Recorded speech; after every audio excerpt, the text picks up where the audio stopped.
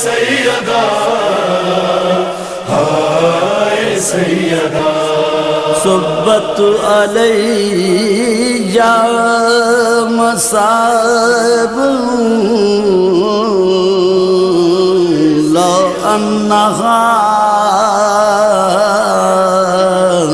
صبت علی الایام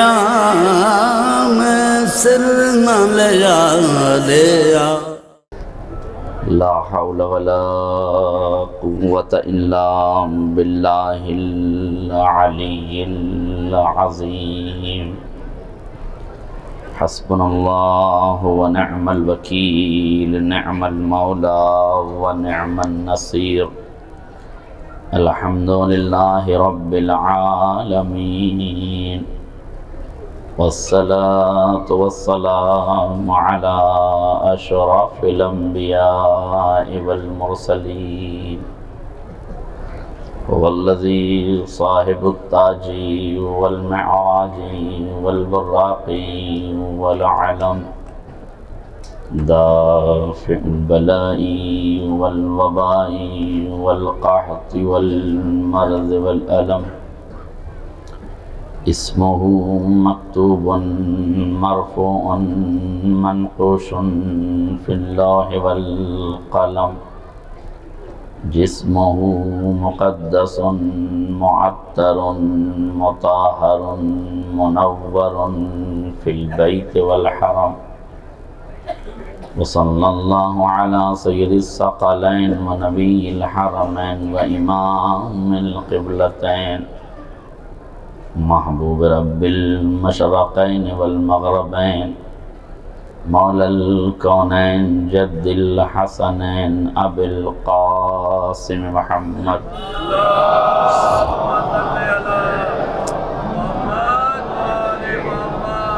وعلى آل بيته الطيبين الطاهرين المعصومين المظلومين ولعنة الدائمة الباقية على أعدائهم أجمعين من الآن إلى قيام يوم الدين أما بعد فقد قال الله الحكيم في كتابه المجيد بسم الله الرحمن الرحيم من عمل صالحا من ذكر أو أنثى فلنحيينه وهو مؤمن فلنحيينه حياة طيبة ولنجزينهم أجرهم بأحسن ما كانوا يعملون صلوات الله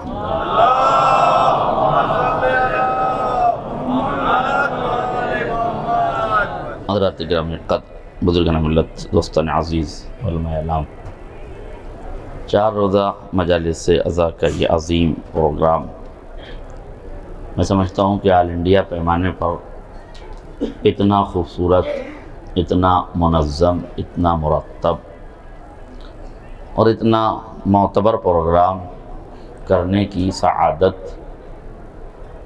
اس سرزمین کو حاصل ہے جو میرے تصورات کی کربلا ہے۔ میں نے ابتدا میں ایک مجلس میں کہا تھا کہ کانودر میرے بچپن کے تصورات کی کربلا ہے۔ شریف تعمیری ذہن رکھنے والوں کا یہ کمال ہے کہ انہوں نے ملکہ حجاب کا روزہ بنایا تو بین الحرمین بنایا۔ آپ یقین کیجئے، میں یقین کے ساتھ کہتا ہوں کہ اگر جناب زینب کا روزہ کربلا میں ہوتا تو ایسے ہی ہوتا جیسے کانودر میں ہے، بین الحرمین ہوتا ملکہ حجاب۔ چونکہ 4 دن مسلسل سیدہ عالمیان پر گفتگو ہوئی ہے اور عزاداری کا حوالے سے یہ گفتگو ہوئی ہے، تو آج چاہتا ہوں کہ وہ ذات کی جس نے اس عزاداری کو فروغ دیا ہے اس کا ذکر بھی سیدہ زینب کا ذکر بھی سیدہ سلام اللہ علیہا کے ضمن میں اور ساتھ ساتھ ہو جائے تاکہ دونوں موضوع مکمل ہو جائیں۔ ایک سوال ہے، اس سوال کے ساتھ انشاءاللہ گفتگو کو آگے بڑھائیں گے۔ توجہ فرمائیے گا اہل نظر اہل شعور تشریف فرمائیں، اسی سے بات آگے بڑھے گی۔ جناب زینب سلام اللہ علیہا کے القاب میں سے ایک لقب ہے ثانی زہرا۔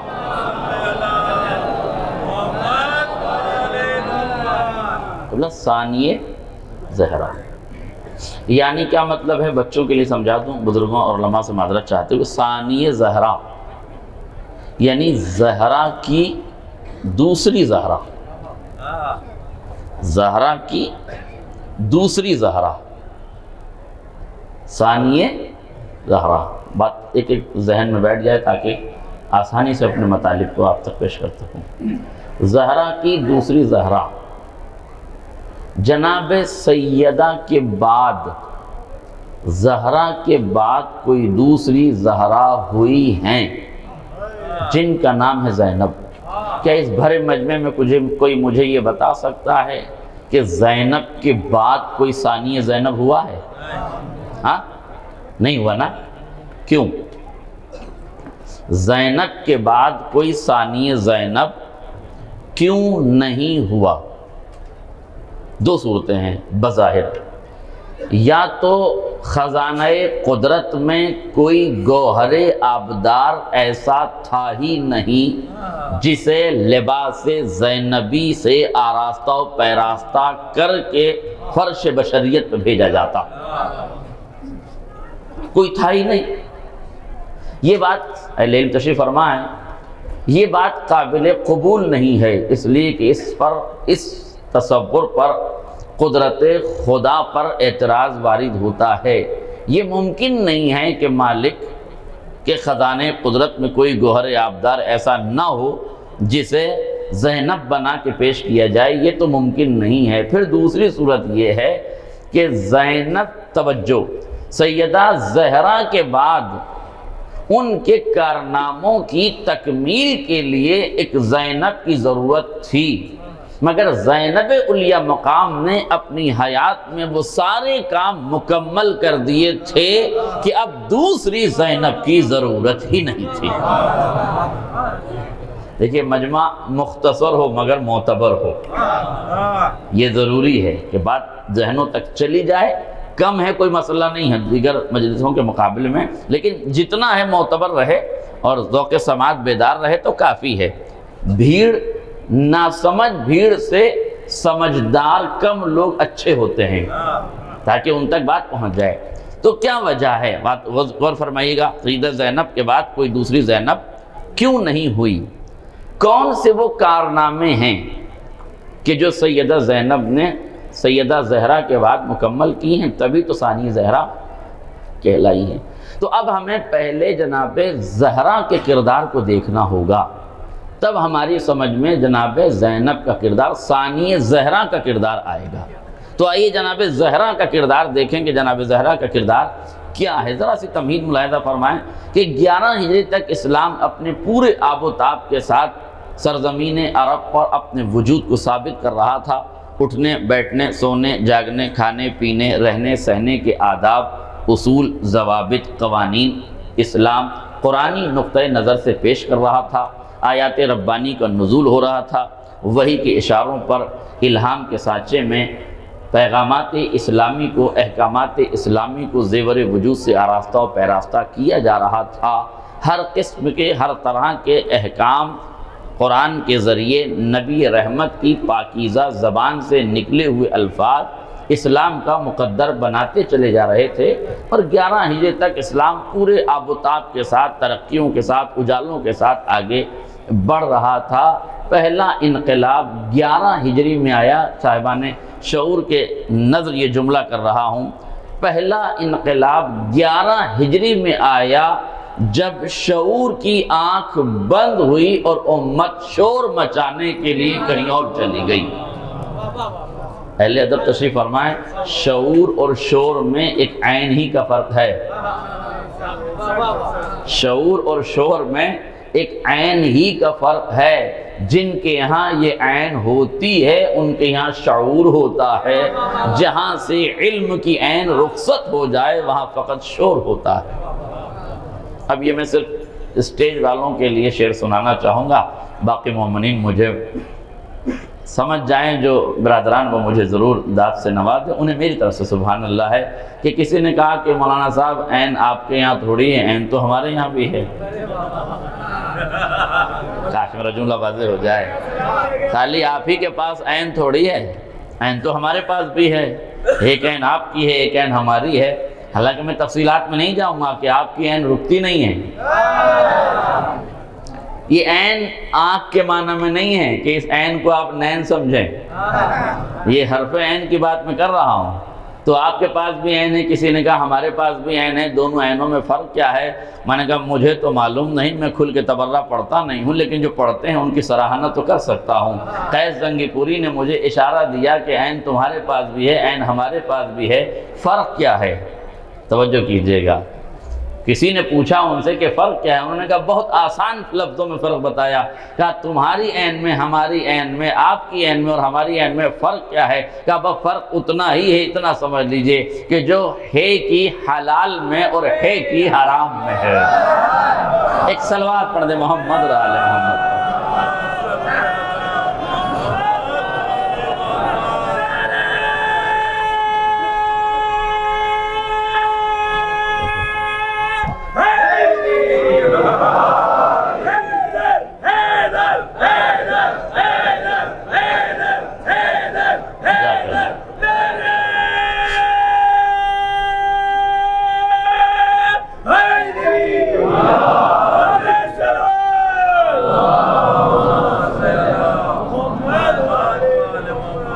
کیجیے گا، جلدی جلدی میں آج مطالب آپ کے سامنے زیادہ پیش کرنا چاہتا ہوں سمیٹتے ہوئے باتوں کو۔ تو جب شعور کی آنکھ بند ہوئی اور امت شور مچانے کے لیے کسی علاقے میں چلی گئی، عجیب عجیب علاقے ہیں، میں تو نام بھی نہیں لینا چاہتا کہ کس علاقے میں قوم گئی تھی۔ بہرحال جس علاقے میں قوم گئی اور جہاں قیادت کا اعتبار قائم ہوا اور الیکشن کے ذریعے سے حکومت بنا لی گئی، تو حکومت تو بنا لی گئی، فرق چلانے کے لیے مشکل ہو گئی۔ مجھے ایک جملہ یاد آتا ہے، اب چونکہ تاریخ کے آئینے میں یہ جملہ ہے لہذا سمجھ لیجئے تو بہت آسانی ہو جائے گی۔ میں نے واٹس ایپ پر قبلہ ایک تصویر دیکھی تھی، فیس بک کے اوپر ایک تصویر دیکھی تھی، تصویر کچھ بڑی عجیب سی تھی۔ تصویر یہ تھی کہ ایک کار تھی، کار جسے کہتے ہیں، اس کار پر بندروں کا قبضہ تھا، کوئی آگے کی سیٹ پہ، کوئی پیچھے کی سیٹ پہ، کوئی اوپر بیٹھا تھا، کوئی دائیں بیٹھا تھا، کوئی بائیں بیٹھا تھا۔ اس کے اوپر ایک جملہ لکھا تھا کہ قبضہ تو پورن بہمت سے کیا ہے پر چلانا کسی کو نہیں آتی۔ وہ بڑی اچھی تصویر، وہ بڑی اچھی تصویر تھی۔ وہ تصویر لائک سیکشن جو آتا ہے، میں نے کہا کہ یہ تصویر پک آف ڈے نہیں ہے بلکہ یہ تو تاریخی تصویر ہے، اس کو تو ایک تاریخی اور ہسٹوریکل پکس میں لانا چاہیے۔ بہرحال خیر، وہ حکومت قائم کر دی گئی، پر حکومت کے ساتھ ایک سب سے بڑی پرابلم یہ تھی کہ جب تک علی جیسے باوقار انسان کی سند نہ مل جائے حکومت کو اعتبار قائم نہیں ہوگا۔ تو حکومت ہتھیا تو لی گئی پر سند کے لیے ضروری تھا کہ کسی معتبر انسان کے دستخط مل جائیں۔ توجہ کیجئے گا، اب بہت توجہ، حکومت چاہتی ہے کہ علی سے بیعت لے۔ مولا کے سامنے تین مشکلیں ہیں، میں اپنے لفظوں کا ذمہ دار ہوں، اہل علم تشریف فرما ہیں۔ کائنات کا مشکل کشا تین طرح کی مشکلوں میں گرفتار ہے۔ وفات رسول کے بعد تین طرح کی مشکل ہے۔ پہلی حکومت کی مشکل ہے کہ وہ احساس کمتری میں مبتلا ہے کہ جب تک علی اس حکومت کی تصدیق نہ کریں یہ حکومت مانیتا پراپت نہیں ہوگی، ویریفیکیشن اس کا علی ہی کریں گے۔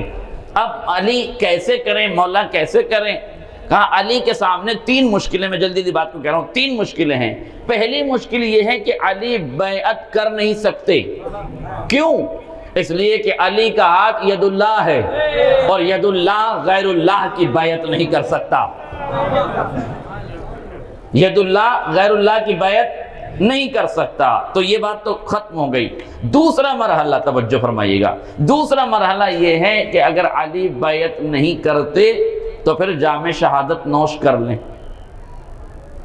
اس وقت علی کے لیے جام شہادت نوش کرنا مشکل نہیں ہے، مگر اس وقت اگر علی جام شہادت نوش کر لیتے ہیں تو تاریخ کی تحلیل اور تجزیہ یہ کہتی ہے کہ اسلام دشمن طاقتیں گھات لگا کے بیٹھی تھی کہ جیسے ہی مسلمانوں کا شیرازہ اتحاد بکھرے ویسے ہی ہم اسلام کی جڑوں کو ختم کر دیں، اس کے وجود کو سرزمین عرب سے مٹا دیا جائے، لہذا مسلمانوں میں دو گروہ بنے اور دونوں گروہوں پر حملہ کر کے قبضہ کر کے ختم کر دیا جائے، تو علی کو شہادت تو مل جاتی مگر آبرو اسلام رخصت ہو جاتی۔ اس لیے اب اس وقت شہادت پانا ضروری نہیں ہے، آبرو اسلام بچانا ضروری ہے۔ تو اب علی شہادت بھی نہیں لے سکتے، بیعت بھی نہیں کر سکتے۔ تیسری مشکل یہ ہے کہ کریں کیا؟ تو صاحب ذوالفقار ہیں علی، ہر میدان کے مرد میدان ہیں علی، ہر دور کے لا فتح الا علی، لا سیف الا ذوالفقار کے مصداق ہیں علی۔ تو یا علی تلوار اٹھائیے، قوت بازو کا اظہار کیجئے، فکری ارتقاء کو ثابت کیجئے، اپنی کلائیوں کی کلا بتائیے، ذوالفقار کی لچک بتائیے، اور یہ تلوار کے جو 70 نسلیں دیکھ کے چلتی ہے اس کا رنگ دکھا دیجئے۔ کہ یہ بھی ممکن نہیں ہے، اگر میں نے تلوار اٹھائی تو آپس کے اختلاف اور لڑائی سے دشمن کو پھر موقع مل جائے گا، لہذا میں حق لینے کے لیے تلوار اٹھا نہیں سکتا۔ جملہ آپ کے ذوق سماعت کے حوالے کر رہا ہوں، توجہ کیجئے گا، بلکہ قبلہ کے عنوان پہ کرتا ہوا کہہ دوں کہ سنبھال لیجئے گا اس جملے کی گرانی کو۔ ہمیشہ حق پانا ضروری نہیں ہے، کبھی حق پالنا بھی ضروری ہے۔ ہمیشہ حق پانا ضروری نہیں ہے، کبھی حق پالنا بھی ضروری ہے۔ میرے دوست، میرے عزیز، میرے نوجوان اور میرے بچے اس بات کو نہیں سمجھے ہیں کہ حق کا پانا کیا ہوتا ہے، حق کا پالنا کیا ہوتا ہے۔ میں چھوٹی سی مثال کے ذریعے سے حق کے پانے کی اور حق کے پالنے کی ایک مثال آپ کے سامنے پیش کر دوں۔ صلوات پڑھ دیجیے۔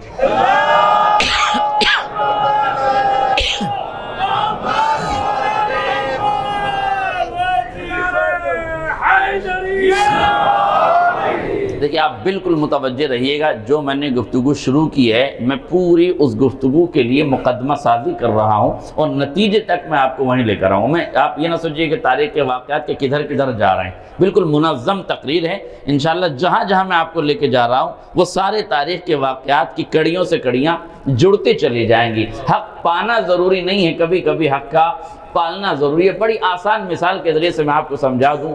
دو عورتیں لڑتی ہوئی حضرت علی کی خدمت میں آئی، آ کے کہتی ہے، ایک کہتی ہے بچہ میرا ہے، دوسری کہتی ہے بچہ میرا ہے۔ بارہا سنا ہوگا اس واقعے کو، ذرا اس رخ سے سن لیجیے۔ دونوں آئی لڑتی ہوئی، ایک کہتی ہے بچہ میرا، ایک کہتی ہے بچہ میرا۔ علی نے کہا تلوار لاؤ، دو ٹکڑے کرو، آدھا اسے دو آدھا اسے دو۔ جو حقیقی ماں تھی وہ چیخ پڑی، دو قدم پیچھے ہٹی، ہاتھوں کو جوڑا، جوڑ کے کہتی ہے یا علی بچہ مجھے نہیں چاہیے، اسے دے دیجئے۔ نہیں توجہ کیا آپ نے؟ حق پانا اور ہے، حق پالنا اور ہے۔ نہیں توجہ کیا آپ نے؟ حق پانا اور ہے، حق پالنا اور ہے۔ یہ بے پیچھے کیوں ہٹ گئی؟ اس لیے کہ چاہتی یہ ہے کہ حق باقی رہے، ٹکڑوں میں نہ بدلے، چاہے حق کسی کے پالے میں رہے۔ حق پانا ضروری نہیں ہے، حق پالنے کے لیے کسی کے پالنے میں چھوڑ دینا بہتر ہے۔ میرا جملہ واضح ہو جاتا۔ حق پانا ضروری نہیں ہے، اس وقت حق کو پالنا ضروری ہے۔ پیچھے ہٹ گئی تو علی کی عدالت تھی نا، جیسے ہی علی کی عدالت میں فیصلہ آیا، علی نے جو پیچھے ہٹی تھی اس ماں کی آغوش میں بیٹا رکھ دیا۔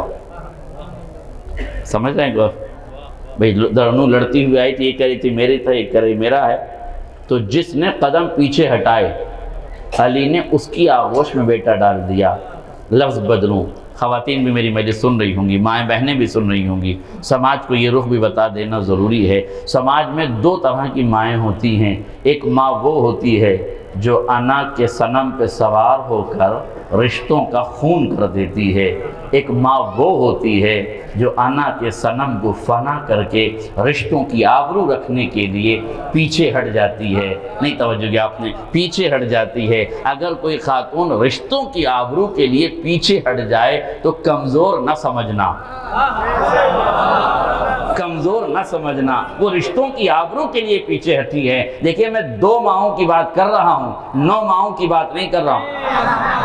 ہاں میرا جملہ واضح ہو، میں 2 ماہوں کی بات کر رہا ہوں، 9 ماہوں کی بات نہیں کر رہا ہوں۔ اب تو دنیا دیکھ لے کہ ماں اسے کہتے ہیں، ماں اسے کہتے ہیں جو اپنے حق کو لینے کے لیے آگے نہیں بڑھتی، حق کو بچانے کے لیے پیچھے ہٹ جاتی ہے۔ اب دیکھو کائنات میں مائیں ہونے کا خطاب تو سب کو ملا ہے، مگر یہ دیکھو لٹا کے امت کو پال کون رہی تھی، لوٹنے کے لیے امت کے قتل پر آمادہ کون ہو گئی تھی۔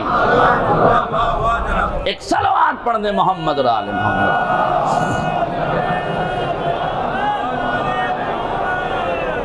ماں تو دونوں ہیں، وہ بھی ماں ہے یہ بھی ماں ہے، مگر ایک ماں وہ ہے جو رشتوں کو ٹکڑے ٹکڑے کرنے کے لیے تیار ہے۔ بیٹا مر جائے مگر انا کا صنم فنا نہ ہو، رشتے کی آبرو ختم ہو جائے مگر یہ ہٹ دھرمی ختم نہ ہو، رشتوں کا خاتمہ ہو جائے مگر یہ اہنکار ختم نہ ہو، رشتے کا خاتمہ ہو جائے مگر یہ تکبر اور غرور نہ ٹوٹنے پائے۔ ایک وہ ہے جو انکساری کا ثبوت دیتی ہے، دل ٹوٹ جاتا ہے ٹوٹ جائے مگر رشتہ بڑھ جائے، انا ختم ہوتی ہے ختم ہو جائے مگر رشتہ بچ جائے، حق نہیں ملتا ہے نہ ملے مگر رشتہ بچ جائے۔ اس کا مطلب یہ ہے رشتے بچانے والے لائق سلام ہوتے ہیں، رشتے توڑنے والے لائق سلام نہیں ہوتے، لائق سلام نہیں ہوتے۔ لہذا میں بہت جلدی اپنی بات کو کہہ رہا ہوں، کوئی پوچھے توجہ کیجئے گا، ایک دونوں حق مانگ رہی ہیں، ایک پیچھے ہٹ کے کہتی ہے یا علی مجھے حق نہیں چاہیے اسے دے دیجئے۔ کیوں پیچھے ہٹی ہے؟ کہا تاکہ حق زندہ رہے، حق جیوت رہے۔ مجھے بتاؤ اگر ایک ماں کو بچے سے اتنی محبت ہے کہ وہ اس کی بقا کے لیے پانے کے بجائے پالنے کے لیے چھوڑ دیتی ہے، تو علی اسلام سے 70 ماؤں سے زیادہ محبت کرتے ہیں۔ یہ کیسے ممکن تھا کہ تلوار اٹھاتے اور حق لینے کے لیے آگے بڑھ جاتے؟ اس لیے علی نے چھوڑ دیا۔ اب توجہ کیجئے کہ میں جلدی باتوں کو سمیٹ رہا ہوں، ورنہ بہت سی باتیں ضمن اور بہت سے نکات نکل سکتے ہیں۔ طلباء پہ باقی میں نے نکات چھوڑ دیے ہیں، وہ گوشہ سازی اس میں کرتے رہیں، انشاءاللہ مزید باتیں نکلتی رہیں گی۔ غور کیجئے، دیکھیں واقعہ ختم ہو گیا، علی کی عدالت کا فیصلہ ہو گیا۔ ایک ذہن میں جملہ ضرور رکھ لیجئے گا، جب کبھی اپنے رشتوں سے حق کی لڑائی لڑنے کا موقع ملے تو حق لینے کے بجائے چھوڑنے پہ بھروسہ رکھنا، اس لیے کہ علی کی عدالت نے بتایا کہ بڑھنے والوں کو حق نہیں ملتا، چھوڑ کے پیچھے ہٹ جانے والوں کو حق ملتا ہے۔ یہ سبق کم سے کم پڑھنا چاہیے ہمیں، ان واقعات سے یہ سبق نکالنا چاہیے۔ ہمیشہ یہ نہیں، ہمارے یہاں تو لڑائی پگڈنڈی پہ ہوتی ہے، کھڑکی پہ ہوتی ہے، نالیوں پہ ہوتی ہے، دروازوں کے نکلنے پہ ہوتی ہے۔ کبھی ہم نے رشتوں کی آبرو بچانے کے لیے چشم پوشی کر لی ہوتی تو جو حق آپ چھوڑ کے ہٹے ہیں، اگر وہ آپ ہی کا بھائی ہے تو ایک باپ کے لہو کے 2 رنگ ہیں۔ جب ایک پیچھے ہٹنا خودداری سمجھتا ہے تو دوسرا غصب کرنا کمال نہ سمجھے گا، وہ بیٹھ کے راضی ہو جائے گا۔ اس لیے کبھی پیچھے ہٹ کر اس مسئلے کو حل کرنے کی کوشش کیا کیجئے۔ دیکھیں مسئلہ حل ہو گیا، بات ختم ہو گئی۔ قبلہ آپ جانتے ہیں کہ واقعات ختم ہو جاتے ہیں پر ذاکر کے چشمے تصورات ختم نہیں ہوتے، اور ختم ہونے بھی نہیں چاہیے۔ جس دن تصورات ذاکر ختم ہو جائیں گے اس دن عقل کی دکان بند ہو جائے گی۔ تو عقل کو مہمیز کرنے کے لیے یہ ضروری ہے کہ تصورات کے سلسلے کو باقی رکھا جائے۔ فیصلہ ہو گیا، جو آگے بڑھی تھی علی نے اسے نہیں دیا، جو پیچھے ہٹی اس کی آغوش میں بچہ رکھ دیا۔ اب یہ بچہ لے کے جانے لگی۔ میں چشم تصور میں اس بی بی کے پاس گیا اور میں نے جا کے کہا کہ بی بی ایک بات مجھے بتا دیجیے، یہ تو اچھا ہوا کہ آپ علی کی عدالت میں آئی، فیصلہ جلدی ہو گیا، ورنہ آپ ہمارے یہاں آتی تو یہی بچہ اب دادا بن گیا ہوتا، فیصلہ نہ ہوتا کہ اس کا ہے یا اس کا۔ اور اچھا ہوا آپ یہاں آئی، اس لیے کہ ہماری عدالتوں میں فیصلہ دلیلوں سے ہوتا ہے، اپیلوں سے ہوتا ہے، وکیلوں سے ہوتا ہے۔ علی کی عدالت میں فیصلہ دل کی دھڑکنوں سے ہوتا ہے۔ لہذا اچھا ہوا آپ علی جیسے عادل کی بارگاہ عدالت میں آئی ہیں۔ لیکن مجھے یہ بتائیے، ہماری عدالت میں اور علی کی عدالت کے اس فیصلے میں ذرا سا فرق ہے۔ ہماری عدالت کا قانون یہ ہے کہ اگر دو دعوے دار ایک مال کے عدالت میں جائیں اور دونوں دعویٰ کریں کہ یہ مال میرا ہے، میں ایک مثال دے دوں، بات بالکل واضح ہو جائے۔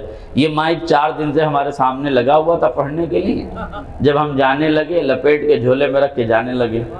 مولانا یاسین صاحب نے ہمارا ہاتھ پکڑ لیا، قبلہ کہاں لے کے جا رہے ہیں؟ یہ مائک کمیٹی کا ہے، ہمارا ہے، آپ کہاں لے کے جا رہے ہیں؟ ہم نے کہا یار عزیز دوست ہیں، آپ کیسی باتیں کرتے ہیں؟ 4 دن میرے پاس تھا، میرے استعمال میں تھا، میرا ہو گیا، میں لے کے جا رہا ہوں۔ کہا نہیں قبلہ میرا ہے، کمیٹی کا ہے۔ ہم نے کہا ہم نے پڑھا ہے 4 دن ہمارا ہے۔ کسی شریف آدمی نے کہا جج کے پاس چلو فیصلہ ہو جائے گا۔ دونوں بھائی جج کے پاس گئے، یہ کہہ رہے تھے کمیٹی کا ہے میرا ہے، میں کہہ رہا تھا 4 دن سے قبضہ ہے میرا ہے۔ ہم دونوں کہہ رہے تھے، یہ کہہ رہے تھے میرا ہے، میں کہہ رہا تھا میرا ہے۔ جج صاحب کے پاس جاتے ہی ان کے دل میں دیا آ گئی، اور خدا کرے آ ہی جائے۔ ان کے دل میں دیا آ گئی اور انہوں نے کہا جج صاحب جانے دیجئے، بیچارے 4 دن سے چیخ رہے تھے، انہی کو دے دیجئے۔ اب آپ یہ بتائیے کہ جج صاحب کس کو دیں گے یہ مائک، مجھے یا انہیں؟ ہمیں دیں گے نا۔ کیوں؟ اس لیے کہ یہ اپنے دعوے سے پیچھے ہٹ گئے، میں اپنے دعوے پہ ٹھہرا ہوا ہوں۔ آپ نے توجہ نہیں کی۔ اس فیصلے میں کیا ہوا؟ جو دعوے پہ باقی تھا علی نے اسے نہیں دیا، جو پیچھے ہٹ گیا تھا نہیں توجہ کیا آپ نے، علی نے اسے دے دیا۔ تو سوال یہ ہے کہ ہماری عدالت کے مقابلے میں علی کی عدالت میں جو فیصلہ ہوا ہے وہ برعکس ہوا کہ نہیں؟ تو میں نے ہاتھوں کو جوڑ کے اس بی بی سے کہا اچھا ہوا تم علی کی بارگاہ میں آئی تو پیچھے ہٹنے کا ثواب مل گیا، اور اگر تم ہماری عدالت میں آتی تو قانون کی روشنی میں پیچھے ہٹنے سے پیچھے ہی رہ جانا پڑتا ہے، کچھ ملتا نہیں ہے۔ اگر تمہیں نہ ملتا پیچھے ہٹ جانے کی بنیاد پر تو تم یہ بتاؤ پھر تمہارے دل پہ کیا گزرتی؟ اس نے کہا آپ مولانا صاحب اتنی ہی وکالت کر رہے ہیں تو ایک جملہ مجھے بھی بتا دیجئے، بچہ ہے کس کا؟ میں نے کہا وہ تو آپ کا ہے۔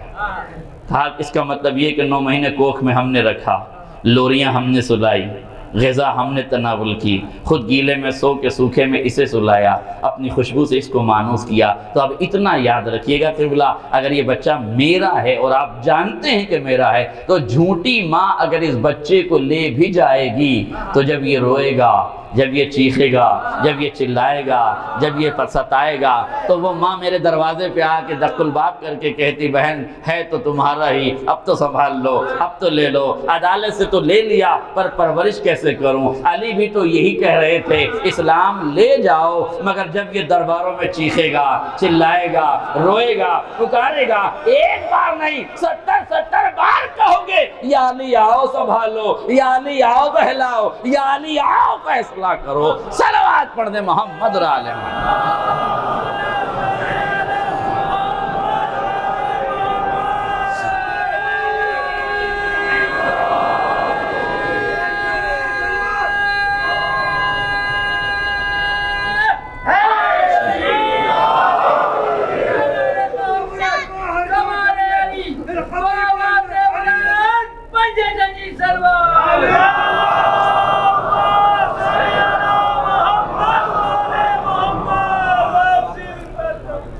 کل ایک صاحب کہہ رہے تھے کہ آپ نے 1 گھنٹہ 40 منٹ مجلس پڑھی۔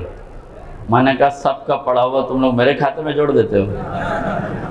اچھا سب مل جل کے پڑھتے ہیں تو یہ نہ کہا کیجئے کہ ذاکر نے 1 گھنٹہ 40 منٹ پڑھا۔ سب ثواب میں شریک ہیں، اس لیے مجھے نہ کہیے گا کہ 1 گھنٹے سے زیادہ پڑھا۔ جتنی دیر آپ پڑھیں گے وہ میرے نام پہ اکاؤنٹ نہیں ہوگا، میرے نام پہ اکاؤنٹ نہیں ہوگا۔ آپ ضرور پڑھیے، میں یہ نہیں کہتا ہوں کہ نہ پڑھیے، مگر باہر نکل کے یہ نہ کہیے گا کہ 2 گھنٹہ مجلس ہوئی۔ ٹھیک ہے، مولانا صاحب نے تو 1.5 گھنٹہ پڑھی، آدھا گھنٹہ ہم لوگوں نے تو پڑھی۔ صلوات پڑھیں محمد اور آل محمد۔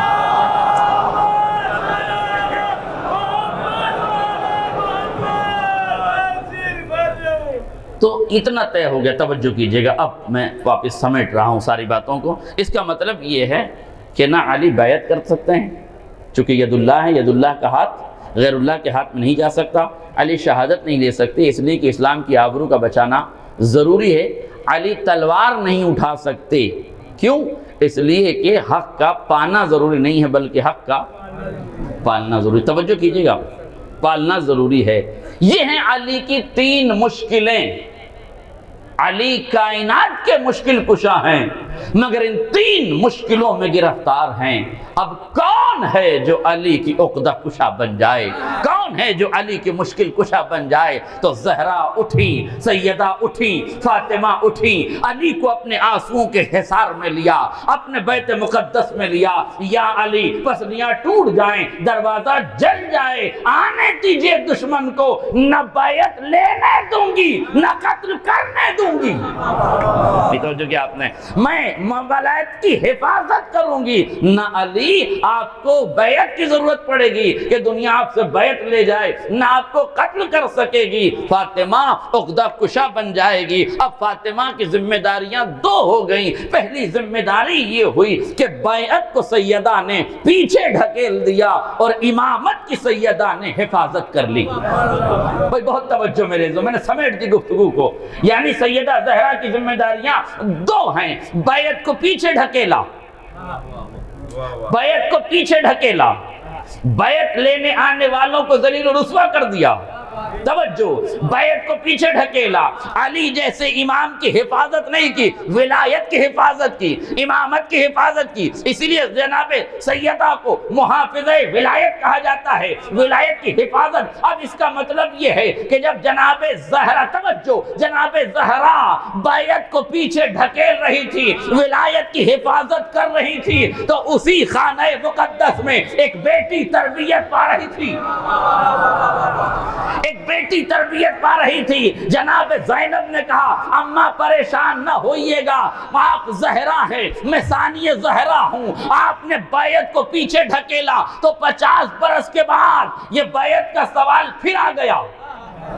نہیں توجہ کیا آپ نے؟ بیعت کا سوال پھر آگے آ گیا۔ یہ خوخار بن کے تخت شام سے اٹھا، مدینے میں فاطمہ نے رسوا کیا تھا۔ نہیں توجہ کیا آپ نے؟ مدینے میں سیدہ نے رسوا کیا تھا۔ در بدر ہو کے بیعت کا سوال شام کے خرابوں سے پھر اٹھنے لگا۔ اب ضرورت تھی کہ نہیں کہ جیسے فاطمہ نے اس بیعت کو پیچھے ڈھکیلا تھا، جیسے زہرا نے بیعت کو پیچھے ڈھکیلا تھا، کوئی ثانی زہرا اٹھے، کوئی ثانی زہرا اٹھے، اس بیعت کا گلا گھونٹ دے۔ اب زینب کی دوہری ذمہ داری تھی، فاطمہ نے پیچھے ڈھکیلا تھا تو ثانی زہرا زینب تھی۔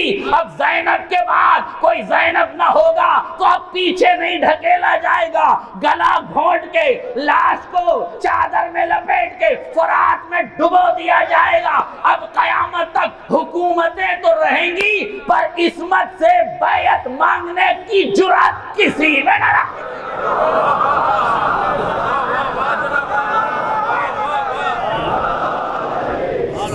اس لیے بیعت مانگنے کی جرات کسی میں نہ رہے گی۔ اور آپ دیکھیں حق غصب کیا گیا، خلافت کے بعد خلافت کی گئی، بنی عباس کے بعد بنی امیہ آئے، مگر جناب زینب نے بیعت کو اس طرح سے ڈھکیلا نہیں ہے، اس طرح سے بیعت کا خاتمہ کیا ہے کہ حکومتیں قلعہ بازیاں تو کھاتی رہی پر در آل محمد پر آ کر کسی سے بیعت نہ مانگ سکی۔ توجہ کیا آپ نے؟ لہذا ایک کام جب جناب زینب نے یہ کیا کہ بیعت کو پیچھے نہیں ڈھکیلا، بیعت کا خاتمہ کر دیا، تو اب زہرا کے بعد جو کام بچا تھا وہ بیعت کے خاتمے کا تھا۔ جب بیعت کا خاتمہ کر دیا تو اب ضرورت ہی نہیں تھی کہ کوئی ثانی زینب بنتی۔ ایک صلوات پڑھ دے محمد رسول اللہ۔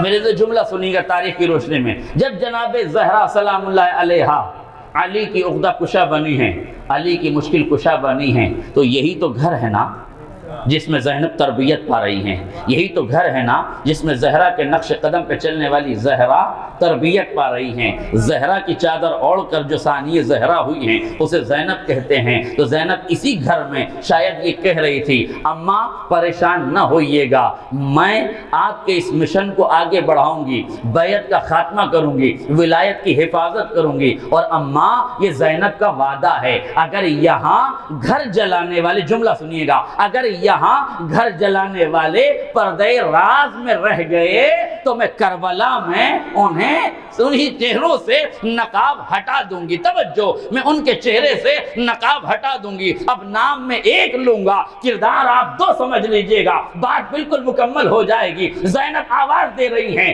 اما زہرا، آج آپ نے کہ ہمارے گھر میں جس نے آگ لگائی ہے اگر وہ پردے راز میں رہ گیا تو رہنے دیجئے، میں کربلا میں آگ جلانے والے کو سامنے لا کے کھڑا کر دوں گی. دنیا پہچان لے گی کس نے آگ لگائی، کہا عمر سعد نے.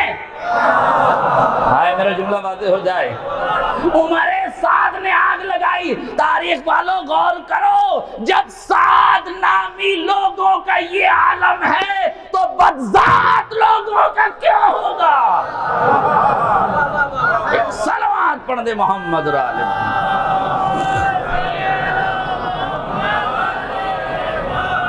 جب سعد نام کے لوگوں کا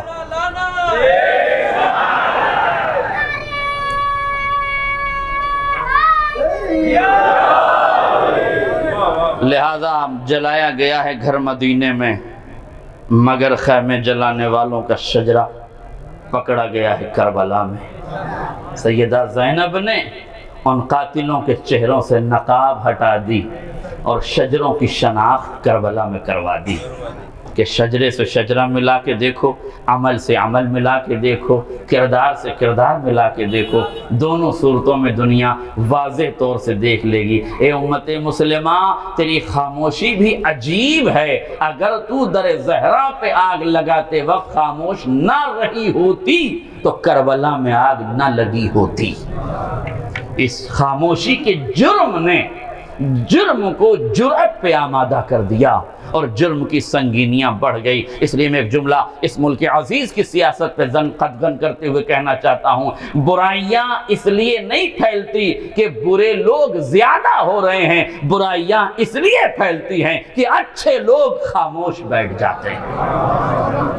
کسی بھی سماج میں برائی اس لیے نہیں پھیلتی کہ برے زیادہ ہیں، سماج میں برائی اس وقت پھیلتی ہے جب اچھے لوگ خاموش ہو جاتے ہیں، رشتوں میں دب کے خاموش ہو جائیں، دولت سے دب کے خاموش ہو جائیں، شہرت کی وجہ سے خاموش ہو جائیں، انقلاب اور مصیبت کی وجہ سے خاموش ہو جائیں. اس لیے یاد رکھیے گا، مجرمانہ خاموشی جب بھی پیدا ہوگی جرم کو ہوا دے گی، جرم کو آگے بڑھائے گی. لہذا ایک کام یہ تھا جناب زینب کا کہ بیعت کا خاتمہ کر دیں. دوسرا کام ولایت کی حفاظت. دیکھیے توجہ کیجئے گا، ایک تاریخ میں ایک روایت کے فقرے ہیں، شاید میں آپ کے اذہان عالیہ تک پہنچا سکوں، سمجھا سکوں.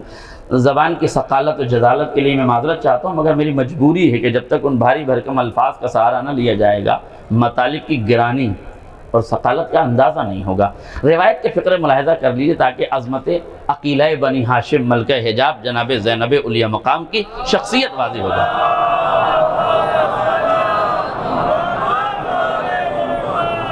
حمید ابن مسلم راوی ہے، کربلا کا گراؤنڈ رپورٹر ہے حمید ابن مسلم.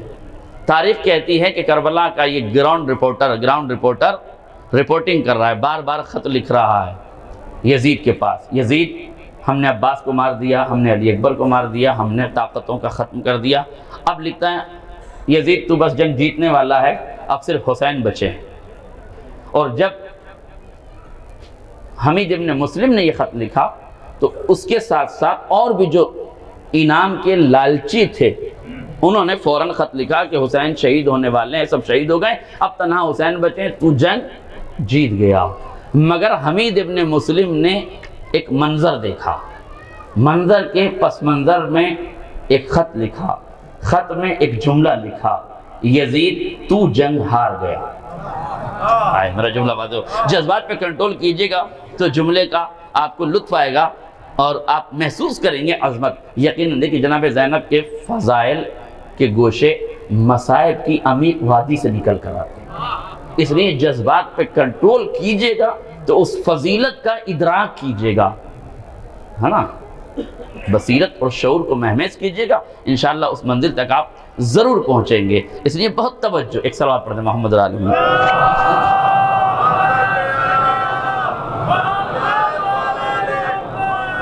حمید ابن مسلم نے لکھا یزید تو جنگ ہار گیا. کیوں لکھتا ہے حمید ابن مسلم کہ تو جنگ ہار گیا؟ ایک واقعہ لکھتا ہے کہ میں نے دیکھا کہ حسین خیمے سے نکلے، باہر آئے، زینب حسین کے ساتھ ساتھ ہیں، دونوں بہن اور بھائی میں کچھ گفتگو ہوئی اور حسین اب دوبارہ خیمے میں گئے. تو اب انداز منظر دیکھ لیجئے، خیمے میں جانے کا منظر یہ ہے کہ حسین آگے آگے ہیں، زینب پیچھے پیچھے ہیں. حمید ابن مسلم کہتا میں نے دیکھا کہ حسین خیمے میں جا رہے ہیں، زینب پیچھے پیچھے جا رہی ہیں. خیمے میں جا کے دونوں بہن اور بھائی میں کچھ گفتگو ہوئی، یہ نہیں معلوم کہ اندر کیا گفتگو ہوئی، لیکن جانے کا انداز کچھ اور تھا، باہر آنے کا انداز کچھ اور تھا. پہلے حسین آگے تھے، زینب پیچھے تھی، تب خیمے میں داخل ہوئے. اب جب خیمے سے برآمد ہوئے تو زینب آگے آگے تھی، حسین پیچھے پیچھے تھے. حمید ابن مسلم نے یزید کو لکھا یزید تو جنگ ہار گیا. ہائے میرا جملہ واضح ہو جاتا، یزید تو جنگ ہار گیا، یزید تو جنگ ہار گیا. اس جملے کا پس منظر یہ تھا یزید ہم سمجھ رہے تھے کہ جنگ طاقتوں سے ہے، حسین کی شہادت کے بعد طاقتیں نیلام ہو جائیں گی، حکومت جیت جائے گی. حسین نے جنگ کے آخری مرحلے میں جنگ کا پاسا پلٹ دیا. طاقتوں کی شہادت کے بعد جنگ کے اسلوب حکمتوں کے کاندھے پہ رکھ دیے. حسین سے جیتنا آسان تھا، اب زینب سے جیتنا مشکل ہے. طاقتوں سے جیتنا آسان تھا، اب حکمتوں سے جیتنا مشکل ہے. اب جس کے کاندھوں پہ رکھ دیا گیا ہے، اب یہ زینب تمہیں جیتنے نہیں دے گی. اس لیے حمید ابن مسلم نے لکھا کہ تو جنگ ہار گیا ہے. اور اس ہار کا آغاز دو جملوں میں سن لیجئے، بہت جلدی بات کو کہہ رہا ہوں. اس ہار کا آغاز ہوتا ہے کوفے سے. سمجھنے کی کوشش کیجئے گا بہت توجہ سے، جلدی باتوں کو کہہ رہا ہوں. جناب حبیب ابن مظاہر کو کس نے بلوایا؟ مولا حسین نے تو بلوایا. مولا حسین سے کس نے کہا تھا؟ جناب یہیں رکھیے اس بات کو، مجھے آگے چل کے فائدہ لینا ہے. منظم مرتب باتیں سمجھیں تاکہ آپ کو کربلا کی اس گوشے کی عظمت کا احساس ہو. اہل علم سے خصوصی دعائیں چاہوں گا، ذرا محنت ہے اس ماحول کو بنانے میں اور اس مقام تک پہنچانے میں، بہت غور کیجئے گا. ہمیں جناب حبیب نے مظاہر کو کس نے بلایا؟ جناب زینب. کوفے کی تھوڑی سی تاریخ سن لیجئے اور بہت یاد رکھیے گا، ایک لمحے کے لیے بھی آپ متوجہ ہوئے تو مطالب ذہن سے نکل جائیں گے. 36 ہجری میں مولا کائنات ظاہری تخت خلافت پر آئے اور آپ نے مدینے کو پائے تخت بنانے کے بجائے کوفے کو پائے تخت بنایا.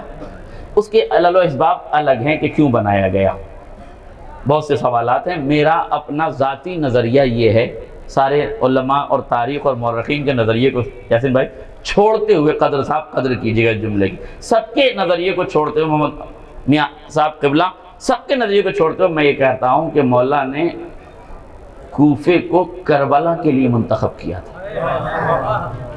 آپ کہیں گے وہ کیسے؟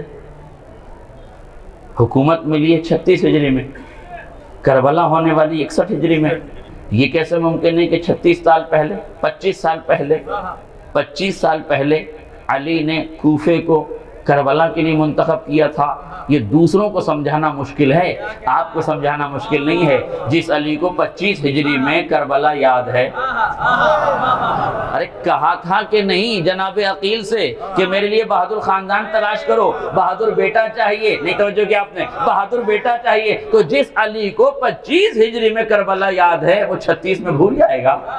ہائے میرا جملہ باتیں ہو. جسے 25 میں یاد ہے وہ 36 میں نہیں بھولے گا. بس فرق یہ ہے کہ جب شجاعت کے جوہر دکھانے ہو تو بہادر قبیلے کا انتخاب ہوتا ہے، جب فصاحت و بلاغت کے جوہر دکھانا ہو تو کوفے کو دارالسلطنت بنایا جاتا ہے. اور یہی وجہ ہے کہ کوفے کو دارالسلطنت بنایا. علی نے جیسے ہی کوفے کو دارالسلطنت بنایا، کوفے میں پہنچے، مولا کائنات لوگوں کو دین سکھانے لگے، شریعت سکھانے لگے، قرآن بتانے لگے، تفسیر بتانے لگے، الہام کے پیغامات سے آشنا کرنے لگے، قرآن کی باریکیوں سے آشنا کرنے لگے، دین، شریعت، احکام، اسلام، حجاب سب کچھ مولا بتانے لگے. چند دن گزرے تھے کہ خواتین کا ایک ڈیلیگیشن آیا، ہاتھوں کو جوڑ کے کہتا ہے یا یا علی، مردوں کو تو آپ سکھا رہے ہیں، خواتین کو کون سکھائے گا؟ علی نے شکر کا سجدہ کیا، کہا گھبراؤ نہیں، تمہارے لیے بھی میں ایک معلمہ قرآن لے کر آیا ہوں، مفسر قرآن لے کر آیا ہوں، وقت کی ادیبہ لے کر آیا ہوں، وقت کی فصیحہ لے کر آیا ہوں۔ میرے جو یاد رکھیے گا، یہ خواتین کا پہلا مدرسہ ہے جو علی نے کھولا ہے اور زینب کو مدیر بن گیا۔ پہلا مدرسہ ہے جو کوفے میں کھولا گیا، علی نے خواتین کے پڑھانے کا انتظام کیا، اور مولا کائنات کے انتظام کی روشنی میں جناب زینب پڑھاتی رہی۔ کب تک؟ 36 ہجری سے آغاز ہوا، کب تک آل محمد یہاں رہے؟ 42 ہجری تک۔ 41 کے آخر میں اور 42 کے شروع میں صلح امام حسن ہوئی۔ یہ کارواں جو 36 ہجری میں مدینے سے کوفے ٹریول کر کے ہجرت کر کے آیا تھا، اب یہ 42 ہجری میں واپس کوفے سے مدینہ آ گیا۔ بہت شکریہ، واپس مدینے آ گیا۔ اب توجہ کیجئے گا، جب جناب زینب 6 سال تک یا 5 سال تک کوفے میں رہی تو انہوں نے درس قرآن دیا کہ نہیں دیا؟ ان 5 برسوں میں علی نے قرآن پڑھایا کہ نہیں؟ دیکھیے اہل ادب تشریف فرمائیں، ایک جملہ ذرا سا غور کیجیے، مولانا حضرات سے میں توجہ چاہوں گا۔ ایک ہوتا ہے لہجہ، ایک ہوتی ہے آواز۔ مرد اگر عورت کی آواز میں بولے تو حسن نہیں ہے، عیب ہے۔ عورت اگر مرد کی آواز میں باتیں کرے تو حسن نہیں ہے، عیب ہے۔ مگر عورت اور مرد آواز نہیں بدلتے، لہجہ بدلتا ہے۔ علی کی بیٹی نے کوفے میں علی کی آواز میں نہیں بات کی ہے، علی کے لہجے میں بات کی۔ لہجہ کسے کہتے ہیں؟ میں ایک مثال دے دوں، بات پر بہت جلدی ہے لیکن بہت معذرت چاہوں گا علماء سے میں۔ اگر ابھی میں عرفان بھائی سے کہوں کہ 2 مرثیے پڑھ دیجئے، ایک عرفان بھائی پڑھ دیں، ایک ہمارے محمد حسین بھائی پڑھ دیں، دونوں سے کہوں کہ ایک ایک مرثیہ پڑھ دیجئے، ایک مرثیہ میر انیس کا ہو اور ایک مرثیہ مرزا دبیر کا ہو، اور دونوں سے کہا جائے کہ مقطع نہ پڑھیے گا، صرف مرثیہ پڑھیے گا، اور میں ادب شناس مجمع سے پوچھوں کہ یہ بتاؤ کون سا مرثیہ میر انیس کا ہے اور کون سا مرثیہ مرزا دبیر کا ہے، تو اس پورے مجمع میں چیلنج کے ساتھ کہہ رہا ہوں کہ کسی نے نہ میر انیس کو دیکھا ہے نہ مرزا دبیر کو دیکھا ہے، دیکھا ہو تو مجھے بتا دے تاکہ میں بھی اس کی آنکھوں کی زیارت کر لوں کہ اس نے اتنے معتبر لوگوں کو دیکھا ہے۔ تو مجھے نہیں لگتا کہ کسی نے دیکھا، اور دیکھا ہو تو مجھے ضرور ملے، وہ ابھی ہوں میں تھوڑی دیر یہاں تاکہ ان کی آنکھوں کی صرف زیارت کر لوں۔ توجہ، تو دونوں بھائی میرے یہ مرثیہ پڑھیں تو آپ بتائیں گے کہ کس نے میر انیس کا پڑھا اور کس نے؟ تو آپ نے تو دیکھا نہیں، مقطع انہوں نے پڑھا نہیں، پر آپ نے سمجھا کیسے؟ کہ لفظوں کی نشست و برخاست تھے، لہجے کی متانت ہے، جہاں الفاظ بھاری بھرکم تھے، ثقالت الفاظ، جزالت الفاظ، تعقیبات، تشبیہات، استعارے، کنایے تھے، وہ کہا جائے گا کہ یہ بھاری زبان تھی مرزا دبیر، سلامت علی دبیر کی تھی۔ جہاں آسان لفظوں میں، سادہ زبان میں، عام فہم، عوام فہم گفتگو ہو رہی ہے، اس میں کہیں گے میر انیس اللہ مقامہ کا مرثیہ ہے، اس لیے کہ عام زبان میں وہ ہے۔ تو آپ نے دونوں کو نہیں دیکھا، لہجہ دونوں کو نہیں دیکھا، دونوں کا مقطع نہیں سنا، یہ تشخیص کیسے کی؟ کہا مولانا اس میں تشخیص کی کیا ضرورت ہے، گزرے ہوئے 100 برس تو ہوئے ہیں، لہجہ تو زندہ ہے۔ ارے جب تم 100 برس کے بعد بھی لہجے یاد رکھتے ہو، کوفے والے 20 برس میں علی کا لہجہ بھول جائیں گے؟ میرا جملہ باتیں ہو جائے۔ اب سمجھ میں آیا کہ جناب زینب نے کوفے میں علی کے لہجے میں خطاب کیوں کیا؟ تاکہ کوفے والے سمجھ جائیں کہ یہ بولنے والا کوئی اور نہیں، علی کی بیٹی ہے۔ اور لہجہ علی کا یہی تو کمال ہے کہ آسمانوں کی بلندی پہ جائے تو خدا لہجہ علی میں رسول سے بات کرے، زمین پہ آئے تو زینب علی کے لہجے میں بات کرے۔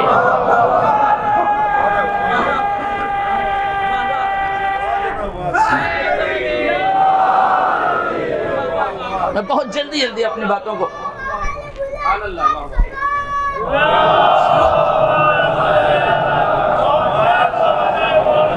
دیکھیں، توجہ کیجئے گا، اب جو گفتگو ہے وہی سمجھیے گا۔ جناب زینب نے یہاں پڑھایا، لوگوں کو بتایا، دین پڑھایا، دین سمجھایا، مولا کائنات نے یہاں دین پڑھایا، دین سمجھایا۔ جب یہ انقلاب کہاں سے برپا ہوا؟ جناب زینب کے مقصد کا آغاز یوں تو کربلا سے ہو جاتا ہے، مگر میں انقلاب کا بنیادی مرحلہ کوفے سے آپ کے سامنے بیان کر رہا ہوں کہ کوفے سے انقلاب کیسے آیا۔ جب یہ لٹا ہوا قافلہ کوفے آیا تو ابن زیاد سید حج کے ممبر پہ بیٹھا تھا اور اس نے یہ اعلان کیا تھا، نعوذ باللہ نقل کفر کفر نباشد، اس نے یہ اعلان کیا تھا کہ باغیوں کا قافلہ ہے، باغی ہیں، نعوذ باللہ دین کے غدار ہیں، دین کے مخالف ہیں، خارجی ہیں، باغی، یہ اعلان کروایا تھا۔ دیکھیں جب اس قسم کے اعلانات ہوتے ہیں، اس قسم کے اعلانات ہوتے ہیں تو تین طرح کی فکریں متاثر ہوتی ہیں، یا مرد متاثر ہوتے ہیں، یا عورتیں متاثر ہوتی ہیں، یا بچے متاثر ہوتے ہیں۔ توجہ کیجئے گا، جناب حبیب نے مظاہر کو امام حسین نے بلایا تھا، کہاں سے بلایا تھا؟ کوفے سے۔ تو حبیب کہاں تھے؟ کیا کرتے تھے؟ قرآن پڑھاتے تھے۔ امام حسین جب کوفے سے نکلے ہیں تو جناب حبیب کو کلیجے سے لگا کے یہ کام سونپ کے گئے تھے کہ حبیب یہی رہنا اور ان کوفے کی نسلوں کو قرآن پڑھاتے رہنا۔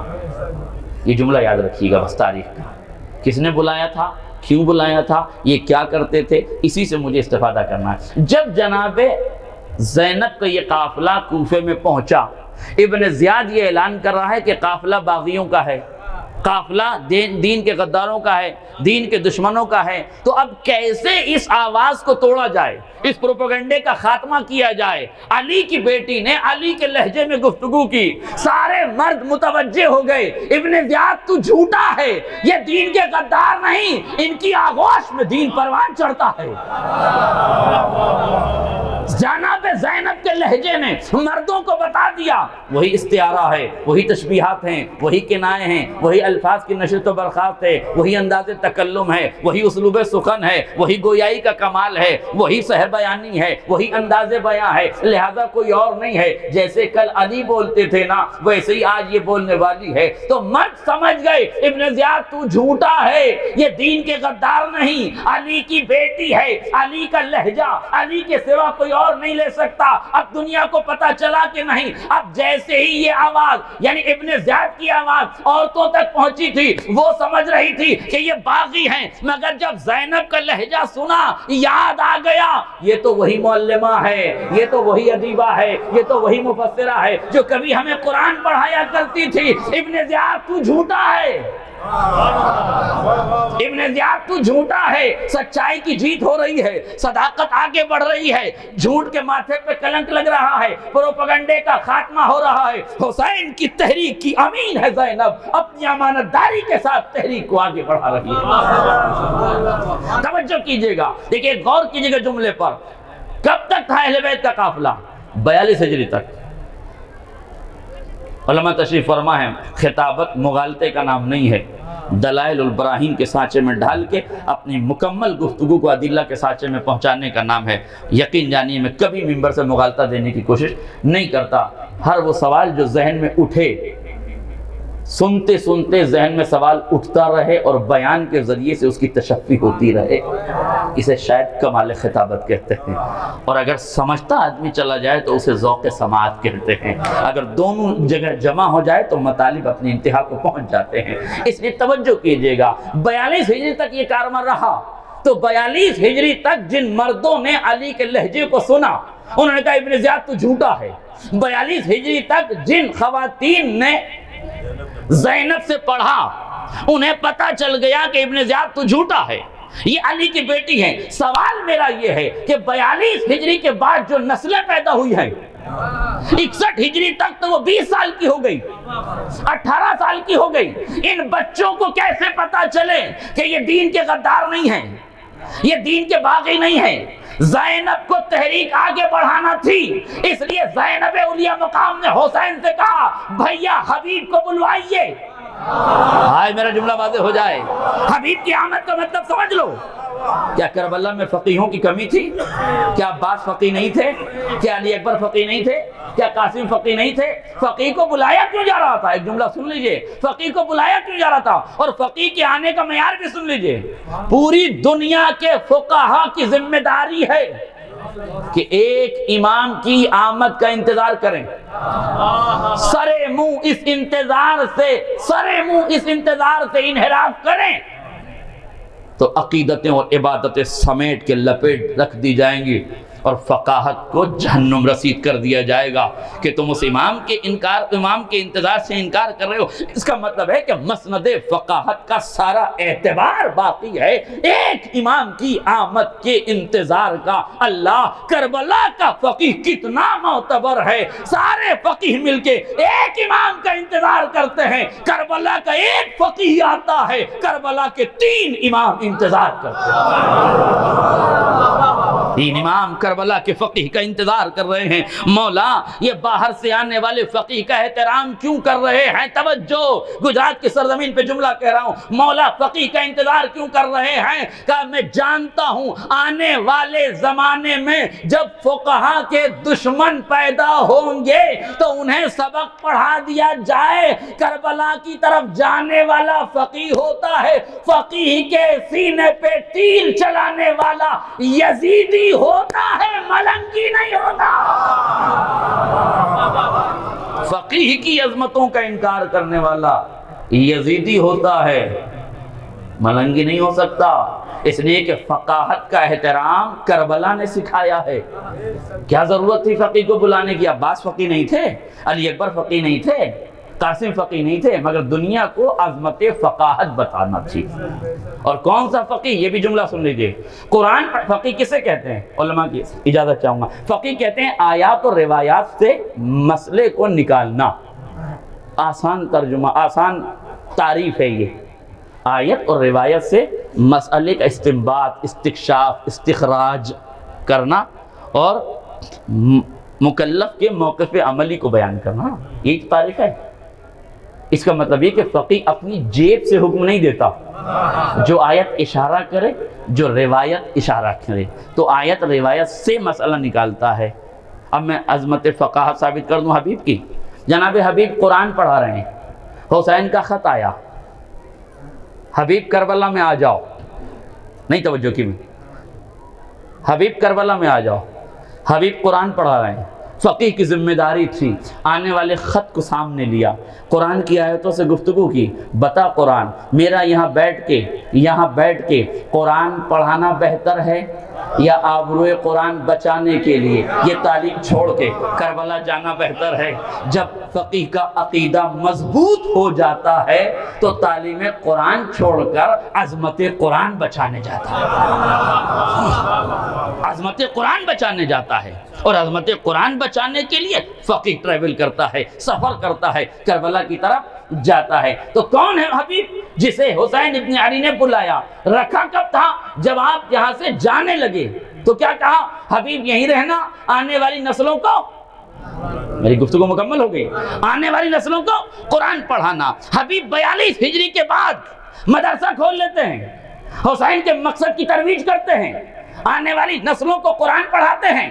زینب اولیاء مقام نے حبیب کو کیوں بلوایا؟ فلسفہ سن لیجئے، میرے لہجے سے خواتین سمجھ جائیں گی کہ میں علی کی بیٹی ہوں، ہم دین کے غدار نہیں، مرد سمجھ جائیں گے ہم دین کے باغی نہیں ہیں، دین کے حامی ہیں، مگر جو 18 برسوں میں نسلیں پیدا ہوں گی انہیں کیا پتا کہ زینب کے لہجے میں علی کا لہجہ ہے۔ حبیب تم رکو تاکہ قرآن پڑھاؤ۔ حبیب کا کٹا ہوا سر جب نو کے نیزہ پہ دیکھا، بچوں نے پتھر اٹھائے، مارنا چاہا، یہ تو باغیوں کا قافلہ ہے۔ جیسے ہی حبیب کے سر پہ نظر پڑی، پتھر نیچے رکھ دیا۔ ابن زیاد تو جھوٹا ہے، یہ تو معلم قرآن ہے۔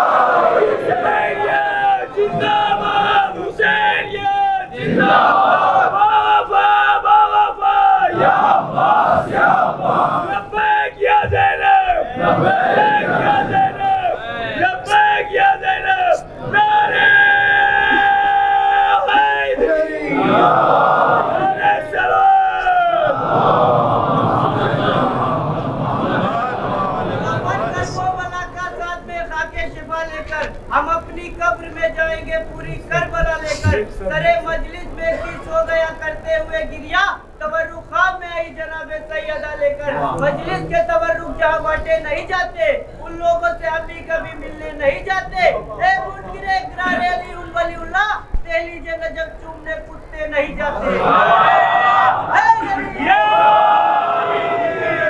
جزاک اللہ مولا آپ حضرات کو سلامت ہے کہ بس ایک گزارش ہے، ایک سلوات پڑھیے، سب مل کے کربلا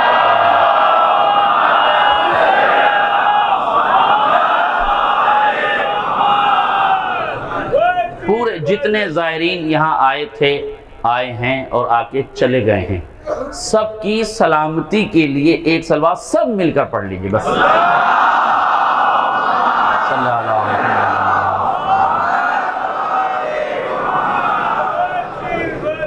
یہ کربلا کی حکمتیں ہیں میرے عزیزوں۔ اب میں آپ سے ایک جملہ کہنا چاہتا ہوں، کربلا حادثہ نہیں ہے جو اچانک رونما ہو گیا ہو۔ جملہ سن لیجئے، اہل ایمان اور اہل علم کے لیے جملہ ہے، جو سمجھ جائیں انہیں میری طرف سے سبحان اللہ ہے۔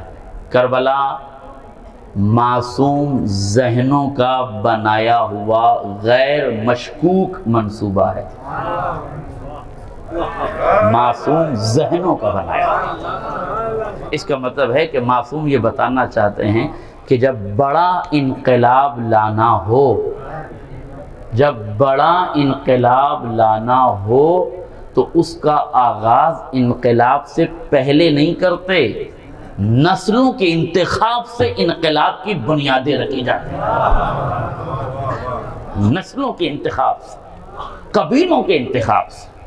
وقت نہیں ہے کہ میں ایک جملے پر آپ کو لے کر جاؤں، حبیب کو کیوں بلایا، بنی کلاب کا انتخاب کیوں کیا، یہ سب ایک صاحب نے مجھ سے کہا تھا کہ مولا عباس کے اوپر ذرا سا کچھ پڑھ دیجئے گا، تو صرف ان کی تمنا پوری ہو جائے، چونکہ بہرحال ممبر خواہشوں کے احترام کا نام ہے، اگر جائز ہوں اور موضوع کے دائرے میں سمٹ سکتی ہوں تو آ سکتا ہے۔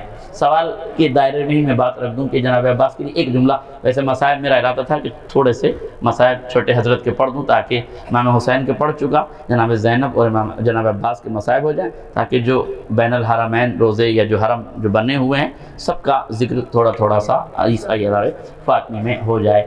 بنی کلاب کا انتخاب کیوں کیا علی نے؟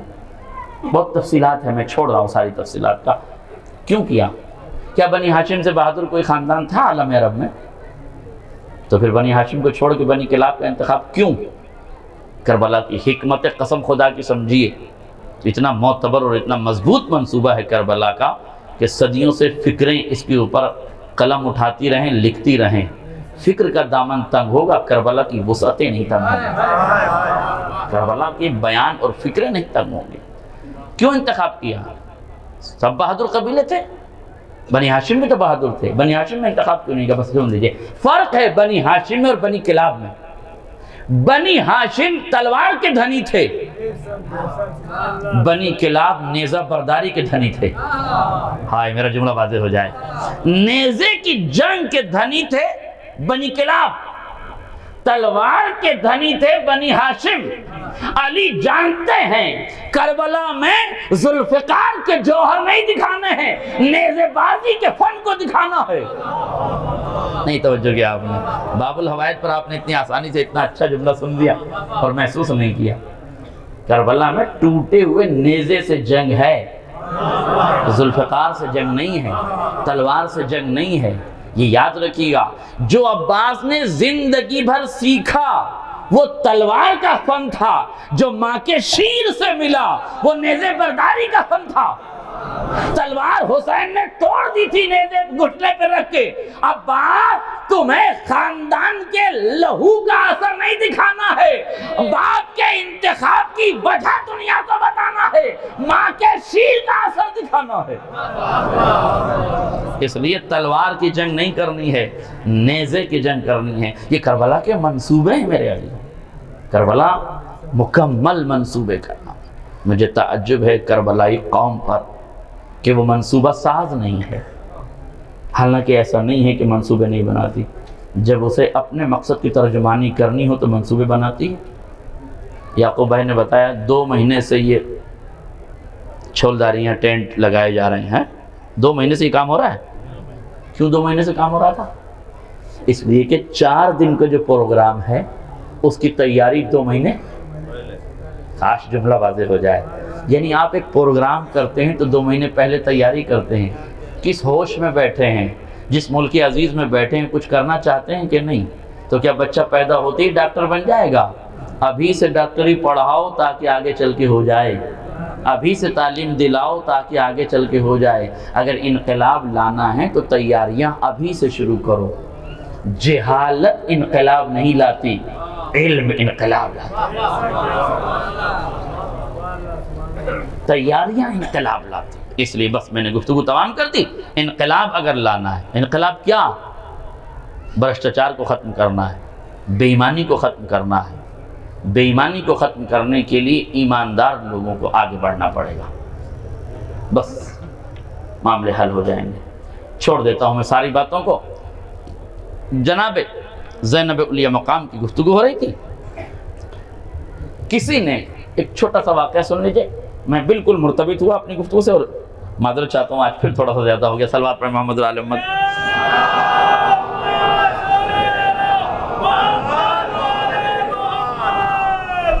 دیکھیے خطیب نذرانہ لینے سے پہلے زیادہ پڑھتا ہے، نذرانہ لینے کے بعد زیادہ نہیں پڑھتا۔ یہ ان کی دیانتداری تھی کہ دوسری کے بعد دے دیا انہوں نے، یہ پرکھنے کے لیے کہ دینے کے بعد۔ ہمارا مسئلہ یہ ہے کہ لینے کے بعد ذمہ داری اور بڑھ جاتی ہے کہ کہیں یہ نہ سوچنے لگیں کہ یار لے کے مطمئن ہو گئے اب پڑھ ہی نہیں رہے۔ تو میں معذرت چاہتا ہوں علماء سے، لیکن تاخیر کی وجہ یہ ہے کہ بات کو پہنچانا چاہتا ہوں۔ ایک مجھے رضا سرسی مرحوم نے ایک واقعہ سنایا تھا، میں بالکل موضوع سے مرتبط ہوا، آپ موضوع سے ہیں نا، کہ جناب زینب کو ثانیہ زہرا کیوں کہا گیا؟ ایک وجہ میں نے بتا دی کہ زہرا کے بعد دوسری زہرا کی ضرورت تھی، اس لیے کہ بیعت کا خاتمہ کرنا پڑتا، ضروری تھا۔ دوسری کیا ہے؟ تحفظ ولایت، یہ دوسری ذمہ داری تھی۔ بھائی ولایت کی دوسری ذمہ داری پہ سن لیجیے۔ مرحوم رضا سرسی صاحب نے مجھے چھوٹا سا واقعہ سنایا، واقعے کو مرتبط کرنے کی میں کوشش کر رہا ہوں، نام اس لیے لے رہا ہوں کہ خدا ان کی روح کو شاد فرمائے اور ان جملوں کا ثواب ان کی روح کو بعنوان خراج عقیدت۔ یہ حق ہے ہمارا کہ جس نے ذکر اہل بیت کیا ہے اسے ذکر اہل بیت کے ضمن میں یاد کر لیا جائے، تاکہ اسے احساس ہو کہ میں جنہیں یاد کر رہا تھا ان کا کرم یہ ہے کہ اب ان کے ذکر کے ضمن میں مجھے بھی یاد کر لیا جائے۔ اور آج ہم کسی کو یاد کریں گے تو امید کریں کہ کل ہمیں بھی کوئی یاد کرے۔ وہ کہتے ہیں کہ ایک شیعہ عالم دین سفر کر رہے تھے، سفر کے دوران ان کی ملاقات ایک شخص سے ہوئی جس کا نام تھا اشوک سنگل۔ یہ RSS کے ایک بہت بڑے نیتا تھے الہ آباد کے، پڑھا لکھا آدمی تھا، شخصیت پڑھی لکھی تھی، سمجھدار تھے۔ سفر کے دوران بہت توجہ رکھیے گا، سفر کے دوران ایک شیعہ عالم سے ملاقات ہوئی۔ شیعہ عالم سے ملاقات، اچھا وضع قطع سے پہچان گئے کہ یہ شیعہ عالم دین ہے، اس کا مطلب ہے کہ لباس سے پہچاننے کا ہنر نیا نہیں ہے، یہ ہنر بہت پرانا ہے، لوگ پہچان لیتے ہیں اور پہچاننا بھی چاہیے، لباس سے شخصیت کا اندازہ ہوتا ہے۔ ہمارے ایک شاعر کہتے تھے کہ جب آپ لباس کو عزت دیتے ہیں تو لباس آپ کو عزت دیتا ہے۔ ہم بچوں کے لیے کہہ رہا ہوں کہ کپڑے جلدی میلے نہ کیا کرو، اسے عزت دو گے تو خدا تمہیں عزت دے گا۔ بہرحال تو لباس سے انہوں نے پہچان لیا کہ یہ شیعہ عالم دین ہے۔ کہنے لگے کہ آپ محسوس ہوتے ہیں شیعہ عالم دین؟ کہا جی۔ کہا میں آپ سے ایک سوال کرنا چاہتا ہوں۔ کہا جی بسم اللہ پوچھیے۔ اچھا شیعہ عالم کا یہ کمال ہے کہ کبھی یہ نہیں کہتا کہ مت پوچھیے، جب کہیں گے آپ سوال ہے کہیں گے جی بسم اللہ، بتائیے کیا سوال ہے۔ یہی تو کمال ہے علی والوں کا کہ جو سوال سے گھبرا جائے وہ علی والا تھوڑی ہے۔ سوال سنا کہ جی بسم اللہ پوچھیے کیا پوچھنا ہے۔ سلونی کا دعویٰ نہیں ہے پر اس رخ پہ تو ہے کہ جواب دینے کی صلاحیت ہے۔ کہا پوچھیے۔ انہوں نے کہا یہ بتائیے، اب توجہ سے جملہ سنیں۔ وہ کہتے ہیں کہ آپ شیعوں نے جناب زینب پر بڑا ظلم کیا۔ انہوں نے کہا ہم شیعوں نے جناب زینب پر ظلم کیا؟ یاسین بھائی ہم شیعوں نے جناب زینب پر ظلم کیا؟ کہا ہاں۔ کہا وہ کیسے؟ انہوں نے کہا آپ لوگ بہت توجہ سے جملہ سنیں گے اور پوری بات میری مکمل ہونے دیجیے گا۔ انہوں نے کہا کہ آپ حضرات مصائب میں یہ فقرہ پڑھتے ہیں کہ جب خیموں میں آگ لگی تو جناب زینب سید سجاد کے پاس گئیں اور ان سے پوچھا کہ یہ بتاؤ جل کے خیموں میں مر جائیں یا باہر نکل جائیں؟ کیا اتنا سامنے کا مسئلہ اس معلمہ قرآن، اس ادیبہ، اس مفسرہ جس کو خود چوتھے امام نے کوفے میں کہا انت عالمۃ غیر معلمہ وفہمۃ غیر مفہمہ، آپ ایسی عالمہ ہیں جسے پڑھانے کی ضرورت نہیں ہے اور یہ عصمت سے قریب کی سندیں ہیں، یہ اہل علم جانتے ہیں، یہ عصمت سے قربت کی سندیں ہیں جو امام نے دی ہیں کہ آپ ایسی عالمہ. تو جو اتنی بڑی عالمہ ہے، فاضلہ ہے، کریمہ ہے، ادیبہ ہے، مفسرہ ہے، اسے اتنا سا مسئلہ نہیں معلوم تھا. نہیں توجہ کیا آپ نے؟ اتنا سا مسئلہ. اور کوئی عام خاتون ہے جناب زینب، اس گھر کی پلی ہیں جہاں انبیاء طواف کرتے ہیں، ملائکہ جارو کشی کرتے ہیں، جہاں انبیاء سلامی دینے کے لیے آتے ہیں، جہاں جھاڑو دینے والی کنیز کا مرتبہ یہ ہے کہ بولتی ہے تو 20 سال لہجہ قرآن میں گفتگو کیتی ہے. تو جس کے گھر کی کنیز 20 سال زبان قرآن میں بات کرے، اس گھر کی شہزادی ملکہ حجاب کا کیا عالم ہوگا؟ کہا مطلب کہاں اتنا سا مسئلہ نہیں معلوم تھا. جیسے ہی سوال سنا عالم خاموش ہو گئے. اب میں وہ روایت پڑھ رہا ہوں. روایت کے فقرے ہیں کہ جب آپ بھی اس روایت کے فقرے کو سنی اور اپلائی کیجئے گا، چونکہ زمانہ بہت خراب ہے.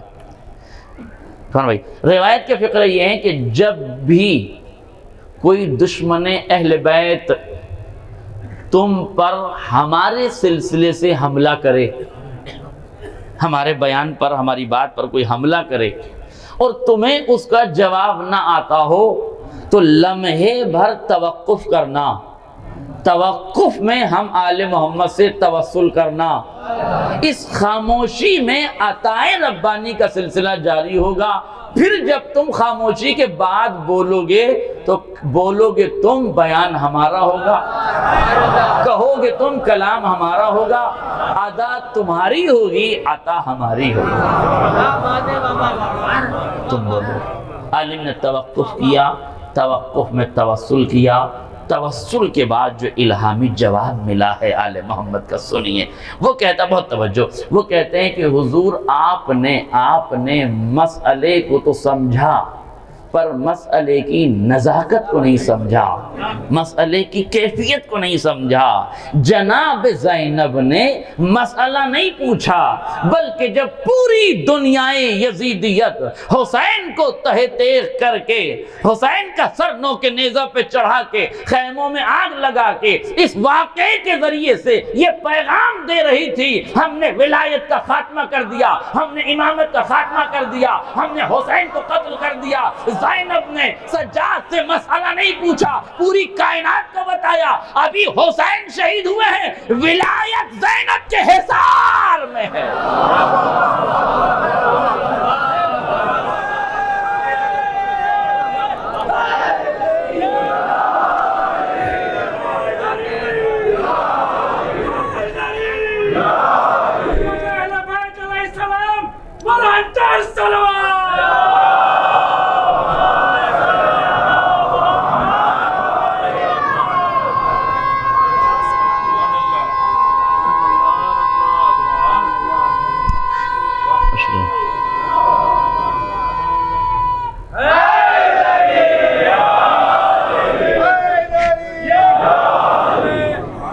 ولایت زینب کے حصار میں، دنیا کو بتایا ہے ولایت ہمارے حصار میں ہے. اور ایک جملہ کہہ دوں، برا تو نہیں مانیے گا، خدا کرے کہ آپ برا نہ مانیں. جناب زینب خود مجتہدہ ہیں وقت کی، خود معلمہ قرآن ہیں، خود عالمہ ہیں، پھر رجوع کیوں کر رہی ہیں امام کی طرف؟ بتایا کہ جس کا مرجع وقت موجود ہوتا ہے وہ خود اجتہاد نہیں کرتا. پوچھا امام سے، آپ بتائیے، توجہ کیجئے گا، آپ بتائیے کیا کریں؟ اور اس وقت یاد رکھیے گا پوری دنیا یزیدیت یہ سوچ رہی تھی کہ خیموں میں آگ لگا دی گئی، لہذا اب سب کچھ ختم ہو گیا. یہ زینب علیہ مقام تھی کہ ایک نیا عہد تعمیر کر رہی تھی، ایک نیا زمانہ تحریر کر رہی تھی. یہ رخسار کے ورق پر اشکوں کی روانی سے جو تحریر تھی وہ انقلاب کی بنیادیں مضبوط کی جا رہی تھی. یہ عزم و حوصلہ حضرت زینب علیہ مقام تھا کہ بھڑکتے ہوئے شعلوں سے ولایت کو بچا کے لائی ہیں. دل چاہتا ہے ہاتھوں کو جوڑوں، مدینے کا رخ کروں، سرکار مکی و مدنی کی بارگاہ میں عرض کروں، یا نبی اللہ، یا نبی اللہ. غدیر کے چوراہے پر چلچلاتی ہوئی دھوپ میں پیاروں کے درمیان، صحابیوں کے درمیان، اپنوں کے درمیان ولایت کا اعلان آسان ہے، بھڑکتے ہوئے شعلوں میں ولایت کو بچا کے لے جانا بڑا مشکل کام ہے، مگر یہ زینب ہیں آبروئے ولایت کو بچا کے لے جا رہی ہیں۔ میرے جو بس میں گفتگو ایک لمحے میں مکمل کر دوں، ایک جملے میں توجہ کیجئے گا تاکہ بالکل مسئلہ واضح ہو جائے۔ دیکھیے جناب زینب نے کوفے میں خود خطاب کیا، شام میں خطاب سید سجاد نے کیا۔ تاریخ شاہد ہیں کہ کوفے میں بعض روایت میں یہ ہے کہ شہزادی نے تنہا خطاب کیا، امام سجاد نے خطاب نہیں کیا۔ کیوں نہیں کیا؟ علامہ قزوینی زینب الکبریٰ من المہد، علماء کے لیے حوالہ دے رہا ہوں، زینب الکبریٰ من المہد الی اللحد میں آپ نے لکھا ہے کہ سیدہ نے کربلا سے کوفے تک سید سجاد پہ 11 حملے ہوئے تھے، ہر حملے کو شہزادی زینب نے ناکام کر دیا۔ اب اگر کوفے میں سید سجاد خطاب کرتے ہیں تو اس خطاب کو بہانہ بنا کر قتل کر دیا جائے گا، اور شہزادی چاہتی ہیں کہ نسل امامت کو شام تک بچا کے لے جائیں۔ میں نے مکمل کر دی گفتگو۔ کیوں؟ دیکھیے 28 رجب کو امام حسین نے بیعت کا انکار کیا، مکہ چھوڑا، مدینہ چھوڑا، مکے آئے، مکے میں حاجیوں کے لباس میں قاتل دکھائی دیے، مکے سے باہر نکلے، منزل سالبیہ پہنچے، حضور رحمہ فرس پر ہاتھ ڈالا، پورا کارواں کربلا چلا گیا۔ ایک جملے میں جواب دیجئے، یزید شام میں بیٹھا ہے، بیعت مانگ رہا ہے، حسین مکے مدینے میں تھے، بیعت کا انکار کر رہے ہیں۔ اب یہ بتائیے کہ امام حسین اور یزید کا درمیان کوئی آمنا سامنا ہوا؟ نہیں ہوا۔ پیغامات آئے ایک دوسرے کی طرف، امام نے انکار کیا، وہ پیغام پہنچا، بیعت مانگی گئی، وہ پیغام پہنچا، لیکن دونوں میں ملاقات نہیں ہوئی نا۔ اب جناب زینب کی ذمہ داری تھی کہ حسین کے انکار کو شام تک پہنچایا جائے۔ بس میں نے ختم کر دی دعا، حسین کے انکار کو شام تک پہنچایا جائے۔ اس لیے جناب زینب نے کوفے میں سید سجاد کو خطاب نہیں کرنے دیا کہ آپ کو وہاں خطاب کرنا ہے، اور سید سجاد کو وہاں تک زینب علیہ مقام بچا کے لے کے گئی، اور سید سجاد نے یزید کی آنکھوں میں آنکھیں ڈال کے کہا، یزید تو نے میرے بابا سے بیعت مانگی تھی جب عباس جیسی طاقت موجود تھی، علی اکبر جیسا شجاع موجود تھا، قاسم جیسا بہادر موجود تھا، بنی ہاشم کے شجاعان عرب موجود تھے۔ اب ہمت ہو تو ایک کمزور سے، ناتواں سے، بیمار سے بیعت مانگ۔ دنیا دیکھ رہی ہے، جو وقت کا مختار بنا ہوا تھا وہ لرزہ برندام، جو مجبور بنا تھا وہ مختار کی کیفیت۔ انکار بیعت کیا، یہ ذمہ داری تھی جناب زینب کی کہ ولایت کو بچا کے شام تک لے آئے، اور شام سے بچا کے کربلا سے لے کے، شام سے بچا کے مدینہ تک لے جائے۔ اور یہ جناب زینب کا کمال تھا، اپنی نسل تو قربان کر دی مگر ولایت کی نسل کو قیامت تک بچا دی۔ اگر غیبت کے پردے میں کوثر کا بیٹا موجود ہے تو زینب کا مرہون منت ہے جو موجود ہے۔ حضرت زینب کا کمال ہے جو امامت اور ولایت کو بچا کے لے کے گئی اس مقام تک۔ اس لیے یاد رکھیے گا، ہاں کوئی یہ نہ کہہ دے کہ یہ اعلان تو سید سجاد کی جگہ امام باقر بھی کر سکتے تھے۔ دوہرا کارنامہ ہے، نسل امامت 5ویں امام سے چلی ہے، چوتھے امام سے نہیں۔ چوتھے امام سے تو 5ویں امام تک منتقل ہو گئی نا، تو اگر 5ویں امام سے اعلان کروا دیا جاتا تو نسل بھی بچ جاتی، مقصد بھی بچ جاتا۔ اب جو تاریخ سے آشنا ہے انہیں صرف اشارہ کر کے گزر رہا ہوں۔ کیوں شہزادی نے سید سجاد کا انتخاب کیا کہ وہ یزید کے دربار میں انکار بیعت کریں، امام محمد باقر نہیں؟ کیوں؟ کہ اس لیے کہ امام محمد باقر کی عمر ہے 4 سال اور سید سجاد کی عمر ہے 22 سال۔ بی بی تو امام ہے، کسی عمر میں ہو، کہ امام کسی عمر میں بھی ہو امام ہے، مگر جس خلافت کے تار اس خلافت سے جڑے ہوئے ہیں وہ بچوں کی گواہی نہیں مانتا۔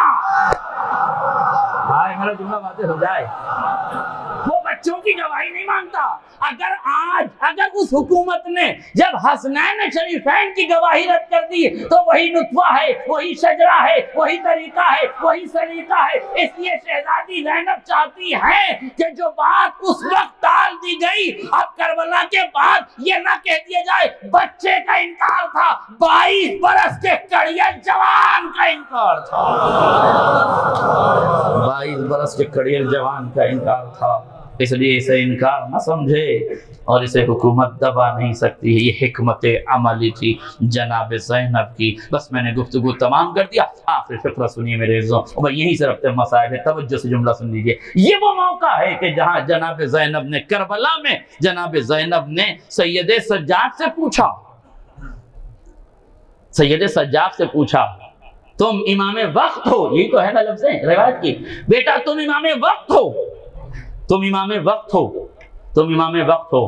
کون ہوتا ہے امام وقت؟ جو ما کان و ما یکون کا علم رکھتا ہے، جو زمین پر بیٹھ کے لوح محفوظ کا مطالعہ کرتا ہے، جس پر الہام ربانی کا سلسلہ جاری و ساری رہتا ہے، جو عصمت کا شاہکار ہوتا ہے، جس کے لبوں سے حکمت کے چشمے پھوٹتے ہیں۔ وہ امام جب چلتا ہے تو پوری کائنات اس کا ساتھ دیتی ہے، اور رکتا ہے تو پوری کائنات اس کا ساتھ دیتی ہے۔ اس کے قدموں کی آہٹ پر چاند کی چمک قربان ہے، سورج کی ضیائیں قربان ہیں، ستاروں کا وجود اس کے قدموں کی حرکتوں سے مناپا جائے گا۔ عالم انسانیت اور پورے وجود کائنات کو اسی لیے تو خلق کیا گیا ہے، لولا لما خلقت الافلاک، اگر نبی تو نہ ہوتا تو میں کائنات نہ سجاتا، ولولا علی لما لا خلقتک لما خلقک، اگر علی نہ ہوتے تو تمہیں پیدا نہ کرتا، ولولا فاطمہ لما خلقتکما، اور اگر میری کنیز فاطمہ نہ ہوتی تو میں تم دونوں کو پیدا نہ کرتا۔ تو امام وہ ہوتا ہے جو ما کان و ما یکون کا عالم ہوتا ہے۔ اس لیے جناب زینب نے امام وقت سے پوچھا کہ بتاؤ جل کے مر جائیں یا باہر نکل جائیں، مگر یہی امام وقت ہے کہ جو اس وقت جناب زینب سے کہہ رہا ہے کہ شہزادی پھپھی اماں جان کا بچانا واجب ہے، آپ باہر چلی جائیں گے، لیکن یہی سید سجاد ہیں جب یزید نے رہائی کا حکم دیا کہ آپ یہیں رکنا چاہیں گے یا مدینے جانا چاہیں گے، کیا ارادہ ہے، تو میرا مولا نے فرمایا ہم اپنی پھوپھی سے پوچھ کے بتائیں، میرا جملہ واضح ہو جائے، ہم اپنی پھوپھی سے پوچھ کے بتائیں گے مولا آپ مکان ما یکون کا علم رکھتے ہیں، زمین پہ بیٹھ کے لوح محفوظ کا مطالعہ کرتے ہیں، آپ انسانیت کا مقدر پڑھتے ہیں، استقبال آپ کی نگاہوں کے سامنے ہے، مستقبل کی رمق حیات آپ کے سامنے ہیں، ساری چیزیں تو آپ کے چشم تصور میں موجود ہیں، آپ تو سب کچھ جانتے ہیں، پھر پھوپھی سے کیوں پوچھ رہے ہیں؟ کہ جہاں امامت کا اعلان ہو وہاں پھوپھی ہم سے پوچھتی ہے، جہاں رشتوں کی عظمت کو بیان کرنا ہو وہاں امام وقت زینب سے پوچھتا ہے۔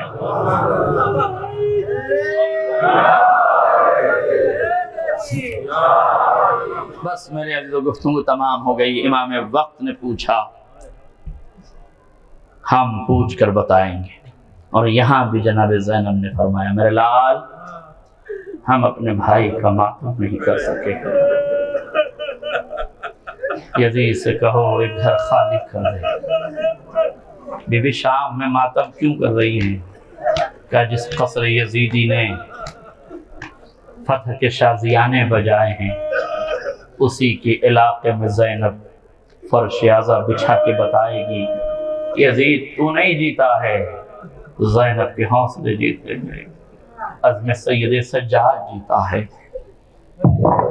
میرے عزیزوں ٹوٹا ہوا قافلہ تاریخ کہتی ہے کربلا پہنچا۔ میں وہ روایت آپ کے سامنے پیش کر دوں۔ کسی نے پوچھا تھا کل کہ آپ نے کہا امام حسین کا لاشا 10 بھاری بھرکم گھوڑوں کی ٹاپوں سے پامال کیا، تو پھر یہ بتائیے مولا عباس کی چھوٹی سی قبر کیوں بنائی گئی؟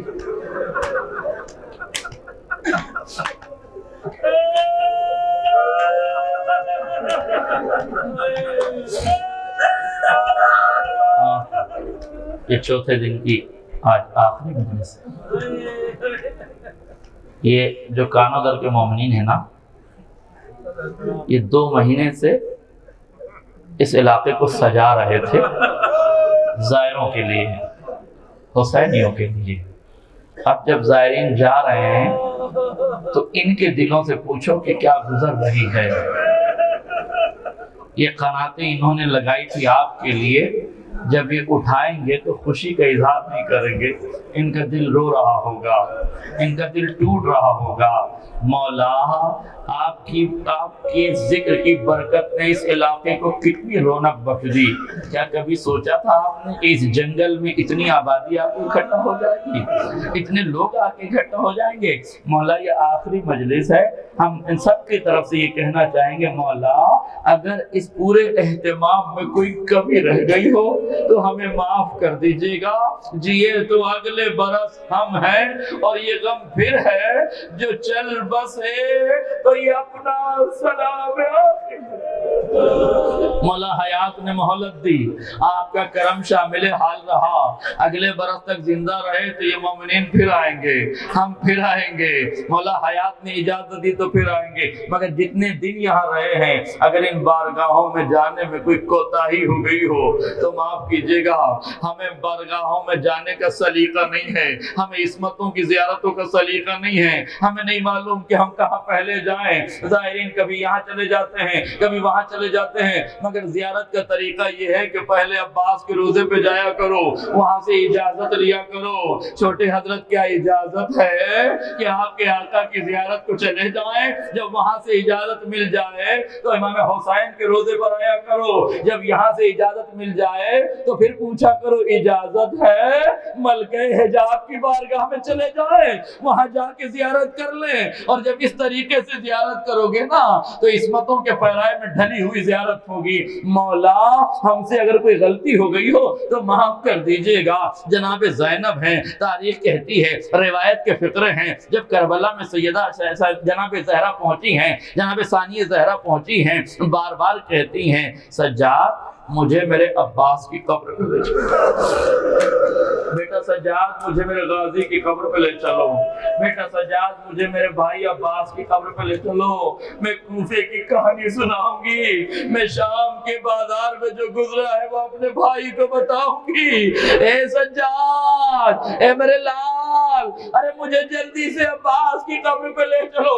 تاریخ کہتی ہے سید سجاد کبھی اس قبر پہ لے جاتے ہیں، کبھی اس قبر پہ لے جاتے ہیں، کبھی یہاں لے جاتے ہیں، کبھی وہاں لے جاتے ہیں۔ ایک مرتبہ جناب زینب نے حسرت سے سید سجاد کی آنکھوں میں آنکھیں ڈال کے کہا سجاد میں کب سے کہہ رہی ہوں مجھے میرے بھائی عباس کی قبر پہ لے چلو۔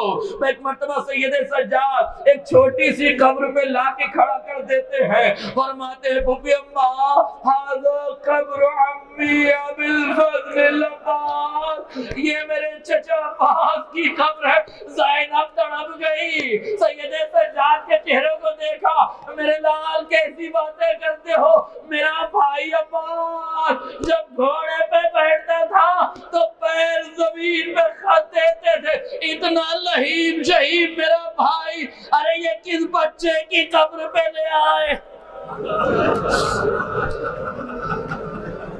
سجاد یہ کس بچے کی قبر پہ لے آئے؟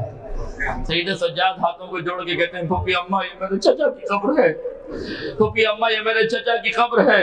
آپ کے ذہن میں سوال ہوگا نا کہ اتنی چھوٹی سی قبر کیسی ہے؟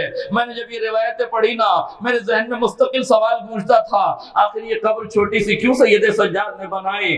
مگر میں نے کتاب میں روایت پڑھی، میرا دل مطمئن ہو گیا، بات سمجھ میں آ گئی۔ تاریخ نے عجیب جملے لکھے ہیں، جب حسین ابن علی کا لاشا پامال ہو چکا تب بھی پسر سعد کو تسکین نہ ہوئی، پسر سعد کو تسکین نہ ہوئی، عمر سعد کو تسکین نہ ہوئی۔ کہنے لگا قبیلے والوں کیا تم نہیں جانتے کہ تمہارے باپ دادا کو واصل جہنم علی نے کیا تھا؟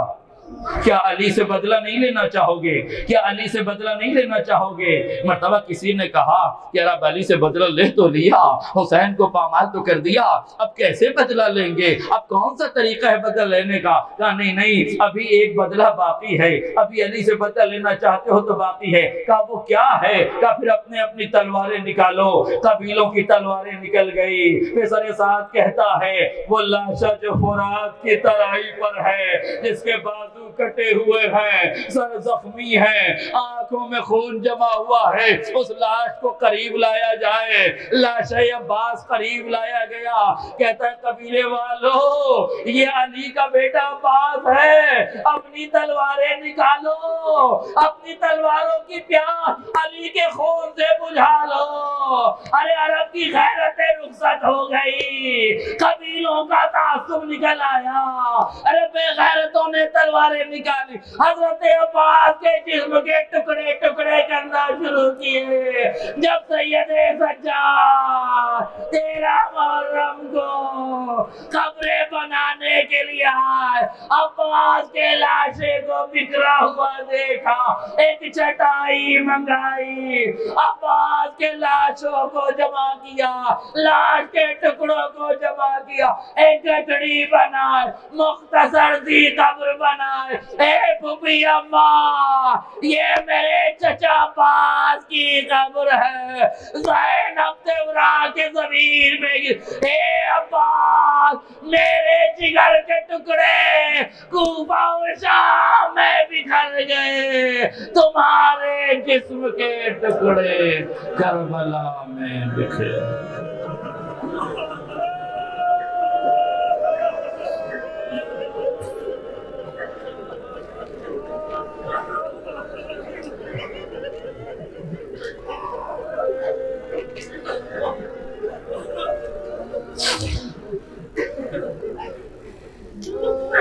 اِنَّ لِلَّهِ وَإِنَّا إِلَيْهِ رَاجِعُونَ لِذَنْبِ قَضَائِهِ وَتَسْلِيمًا لِأَمْرِهِ وَسَيَعْلَمُ الَّذِينَ ظَلَمُوا أَيَّ مُنْقَلَبٍ يَنْقَلِبُونَ رَبَّنَا تَقَبَّلْ مِنَّا إِنَّكَ أَنْتَ السَّمِيعُ الْعَلِيمُ۔ یا اللہ یا رحمن کریم پروردگار، ان آنسوں رومال حضرت زہرا میں جگہیں ہیں، کریم پروردگار ان رونے والی آوازوں پر رحمت نازل فرما۔ اس بزم حسینی میں آئے ہوئے تمام مومن مومنات کی حاجات شرعیہ و ضروریہ کو پوری فرما۔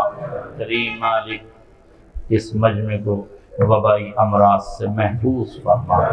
کریم پروردگار جو مومنین و مومنات دور دراز کا سفر کر کے اس بارگاہ حسینی میں آئے، مالک ان کے قدم قدم پر اجر عظیم عطا فرما۔ جن جن مومنین نے ان مجالس اعظام دام درہم قدم سخن شرکت کی ہے، میرے مالک ان کی ہر طرح سے امداد فرما، ہر طرح سے ان کی مدد فرما، بانیان کی توفیقات میں اضافہ فرما۔ وہ تمام نوجوان والنٹیر جو اس عمل میں عظیم شریک ہوئے ہیں، میرے مالک ان کی شرکت کو قبول فرما، ان کے جذبوں کو تقویت عطا فرما، ان کے عمل کو قبول فرما۔ مالک اگر اس بارگاہ حسینی میں کام کرتے ہوئے کوئی غلطی ہو گئی ہو، مالک تو اسے درگزر فرما، ان گناہوں کی مغفرت فرما۔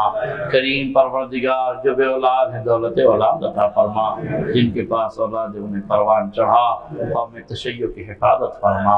جہاں جہاں شیعان آل محمد ہیں ان کی جان مال عزت آبرو کی حفاظت فرما۔ کریم مالک جو مومنی بزم حسینی میں دور دراز سے سفر کر کے آئے، انہیں ساتھ خیریت کے اپنے وطن عزیز پہنچا۔ کریم پروردگار جنت البقیع میں عالی شان روضہ تعمیر فرما۔ ملک عزیز ہندوستان کی حفاظت فرما۔ ملک عزیز میں ظلم کرنے والے ظالمین کو نیست و نابود فرما۔ ملک عزیز میں نفرت پھیلانے والے نفرتیوں کو ذلیل و رسوا فرما۔ کریم پروردگار دہشت گرد تنظیموں کو رسوا فرما۔ کریم پروردگار حزب اللہ کی حفاظت فرما، مراجع کرام کی حفاظت فرما، علمی اداروں کی حفاظت فرما، معلمین کی حفاظت فرما۔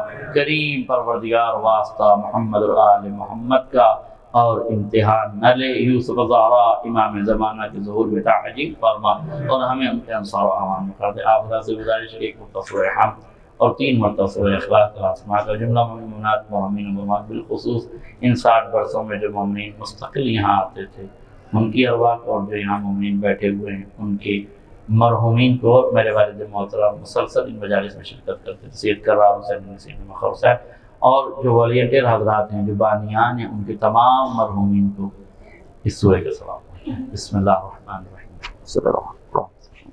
الحمدللہ۔